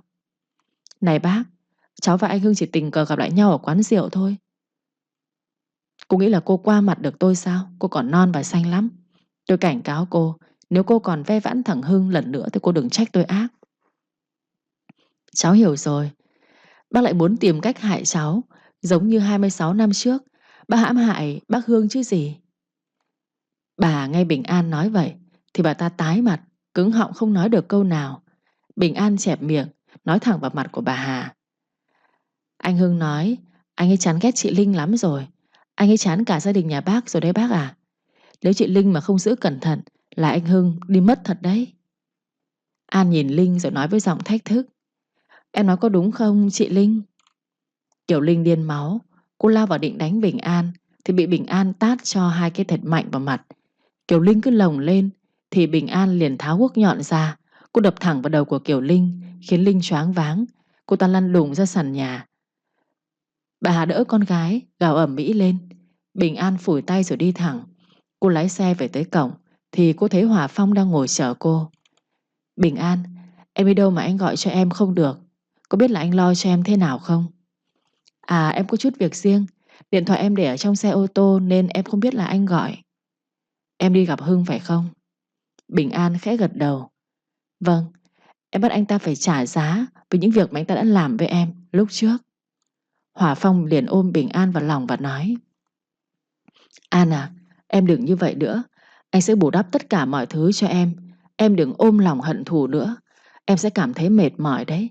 Em xóa bỏ mọi hận thù đi, rồi hai chúng ta sống hạnh phúc bên nhau có được không? Không được, em sẽ bắt anh ta phải trả giá. Em muốn nhìn thấy anh ta mất hết tất cả mọi thứ. Anh ta hy sinh em và hy sinh đứa con trong bụng của em để anh ta được làm con rể của ông chủ tịch. Anh ta tham vọng, muốn có tất cả mọi thứ mà anh ta bất chấp tất cả. Em sẽ khiến anh ta phải trả giá đắt cho những việc mà anh ta đã gây ra cho em và con em. An, em đừng ôm hận thù nữa. Anh sẽ bù đắp cho em tất cả mà. Em biết là anh muốn tốt cho em. Em biết ơn điều đó. Nhưng mà em không thể hạnh phúc được. Chỉ khi mà em nhìn thấy anh ta bị trả giá, em mới có thể vui vẻ được. Bình An đi vào phòng, Hòa Phong vẫn kiên nhẫn đi theo sau. Em cứ ôm hận thù như vậy sẽ khiến em mệt mỏi lắm đấy. Anh lo cho em nhiều lắm. Hòa Phong, chờ em thêm một thời gian nữa thôi. Chờ em giải quyết xong chuyện của em, chúng ta sẽ hạnh phúc bên nhau mãi mãi. Phong đang định nói tiếp thì An ôn Hòa Phong và không thể để Hòa Phong nói nữa. Cô hôn anh cuồng nhiệt. Cô dùng tình yêu của mình để xoa dịu những lo lắng bất an trong lòng Hòa Phong. Kiểu Linh, cô ta phát rồ lên. Cô ta bê chậu nước đổ thẳng vào mặt của Hưng. Hưng dần bình tỉnh giấc. Anh ta nhăn nhó nói: Linh, em làm cái trò gì thế? Tôi mới là người hỏi anh câu đó đấy. Anh là thằng chồng khốn nạn. Anh làm gì sai chứ? Anh đi uống rượu với con An tới gần 1 giờ sáng. Sao có thể làm vậy với tôi được chứ? Hưng lúc này mới tỉnh rượu. Anh ta đứng dậy đi thay quần áo. Kiều Linh chạy theo thì anh ta chốt cửa nhà tắm lại. Anh mở cửa ra, nói rõ ràng với tôi đi. Anh không có gì để nói với em nữa. Mở cửa đi. Anh làm sai với tôi, nhưng anh không biết là mình sai lại còn thái độ với tôi là sao? Hưng thay quần áo xong, anh đi ra ngoài nằm ở ghế sofa, mặc cho Kiều Linh gào khóc, chửi mắng ầm ĩ cả nhà lên. Sáng ngày hôm sau, Kiều Linh mệt vì cả đêm gào khóc nên cô không xuống ăn sáng. Hưng cũng không ăn sáng. Anh đang định đi làm thì bà Hà gọi lại. Hưng, nói chuyện với tôi một lát đi. Có chuyện gì thế mẹ? Cậu còn mở mồm của tôi là mẹ được sao? Hôm qua cậu làm những gì sau lưng con gái của tôi? Con chỉ đi uống rượu với bạn con thôi mà. Con có làm gì đâu chứ. Cậu đi uống rượu với bạn gái cũ mà bảo là không làm gì sao? Cậu không biết suy nghĩ à? Vợ cậu đang mang thai mà cậu làm như vậy rồi thì thử hỏi sau này cậu còn làm được những gì nữa. Hưng thở dài rồi nói: Tất cả là vì Kiều Linh không tôn trọng con. Cô lúc nào cũng khinh thường con, nên con hơi chán mới đi uống rượu với bạn. Con chưa làm gì có lỗi với vợ con cả, nên mẹ đừng nói con như vậy. Cậu chưa làm gì sai, nhưng cậu chỉ nói nhớ bạn gái cũ trước mặt vợ cậu thôi. Tôi cảnh cáo cậu, nếu cậu không chấm dứt ngay với cô gái đấy thì cậu sẽ biết tay tôi đấy. Mẹ giống tính vợ con thật, lúc nào cũng đe dọa khinh thường con như vậy. Tôi nói luôn đúng, chứ tôi đâu có nói sai câu nào đâu. Lấy được con gái của tôi là phúc 3 đời của cậu. Thế mà cậu ăn no rừng mỡ rồi còn làm càn sao? Con làm việc cống hiến cho công ty mấy năm rồi. Con tự lo cho bản thân một cuộc sống tốt mà.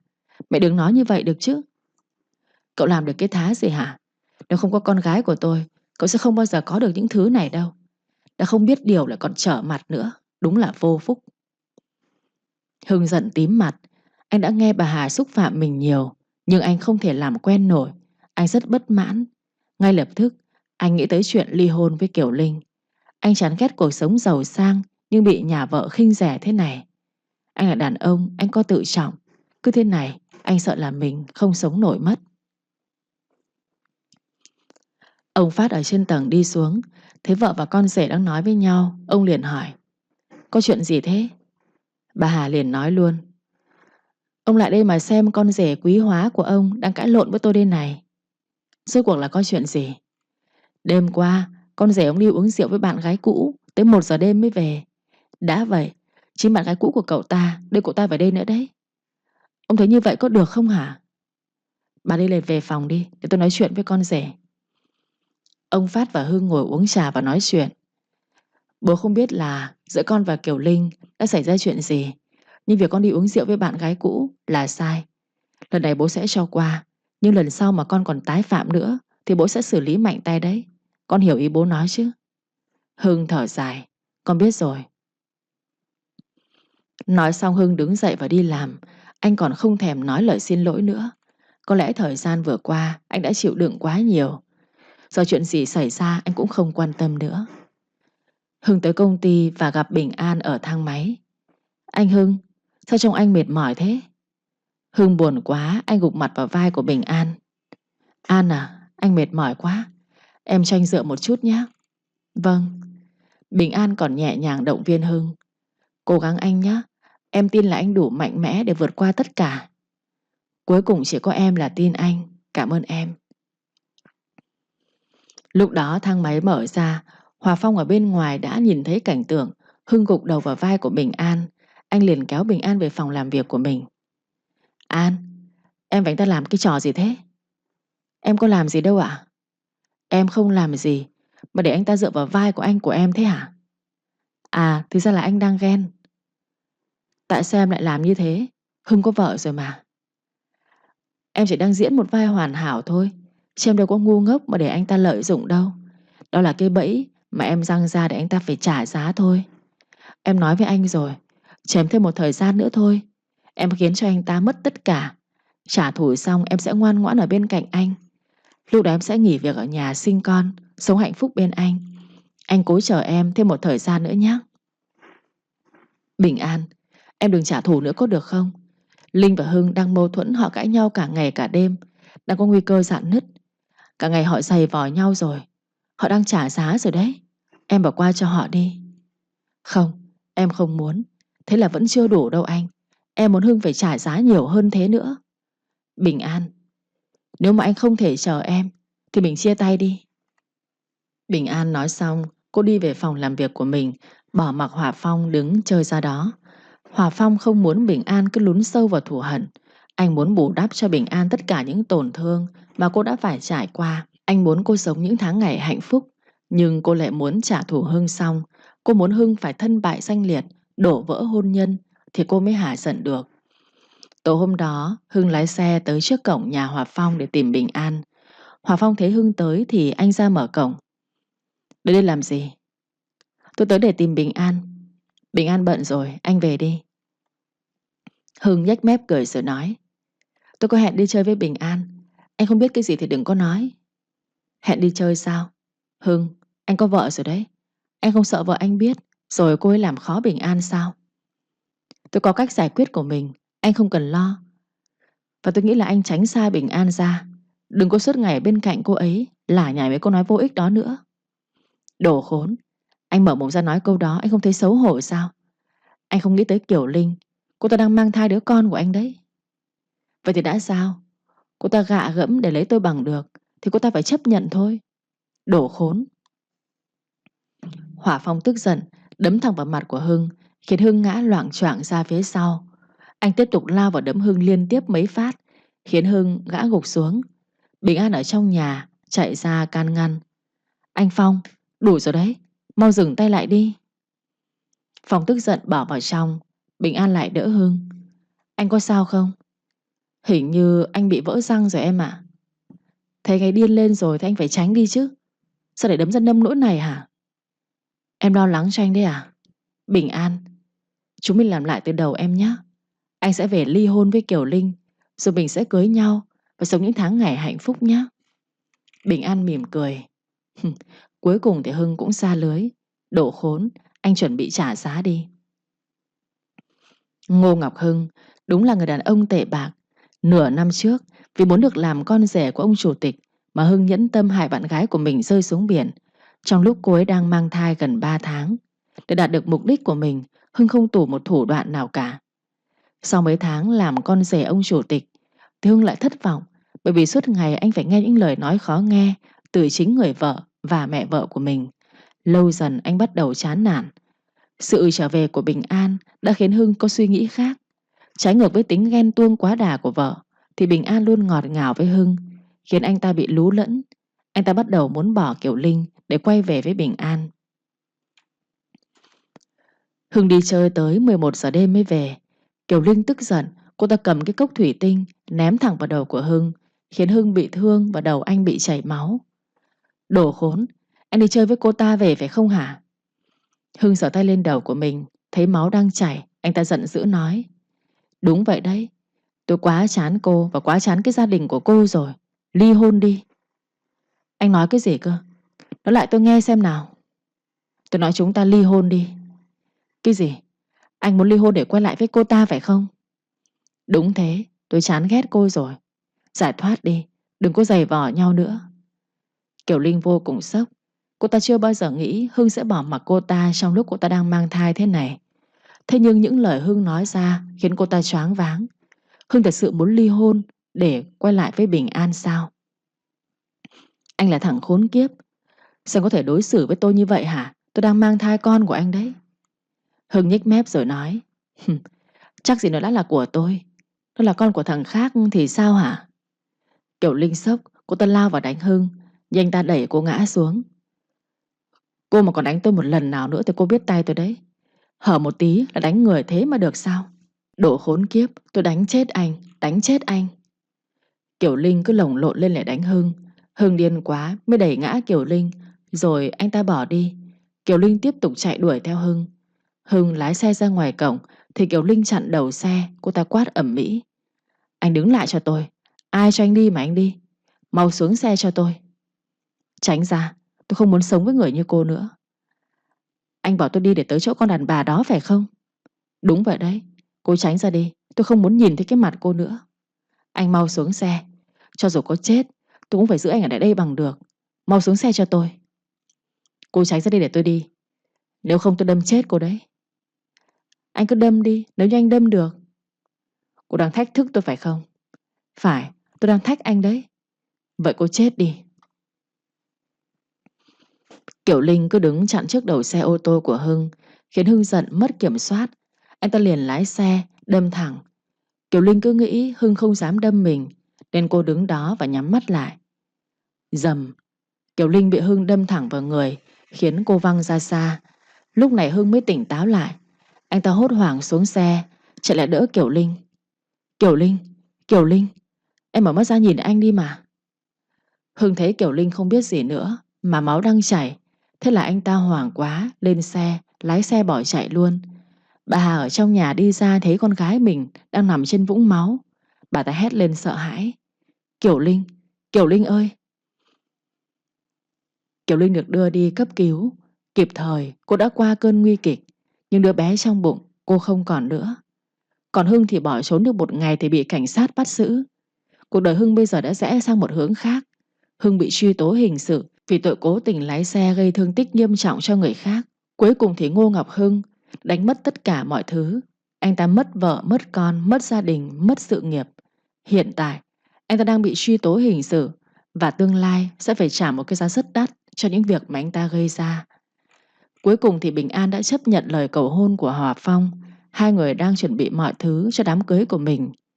Sau tất cả những đắng cay mà cô phải chịu đựng, thì hiện tại cô đã tìm được người đàn ông thực sự thuộc về cô. Thời gian cứ thế trôi qua. Bây giờ Bình An đã hạnh phúc bên Hòa Phong. Hai người đang chuẩn bị chào đón đứa con đầu lòng. Hòa Phong yêu thương vợ con hết mực, nên Bình An rất hạnh phúc. Cô đã có một cuộc sống bình yên bên gia đình nhỏ của mình. Còn Kiều Linh, sau một thời gian dài suy nghĩ về mọi chuyện, cô vẫn quyết định cho Hưng một cơ hội sửa chữa sai lầm. Kiều Linh cũng là người duy nhất đi thăm nuôi Hưng khi Hưng ở trong trại cải tạo. Lần nào cô vào thăm Hưng, cô cũng động viên Hưng cải tạo tốt để nhanh về đoàn tụ với cô. Linh cứ ân cần quan tâm Hưng, khiến Hưng lại càng ân hận. Hưng tự hứa với bản thân mình phải cải tạo tốt để được trở về nhà sớm. Anh sẽ chuộc lại những lỗi lầm mà anh gây ra cho Kiều Linh. Anh tự hứa cả cuộc đời này anh sẽ yêu thương, chăm sóc Kiều Linh mãi mãi. Kiều Linh cũng thay đổi tính nết. Cô sẽ cố gắng hoàn thiện bản thân để trở thành một người vợ tốt, để khi Hưng trở về, cô và Hưng có thể làm lại từ đầu.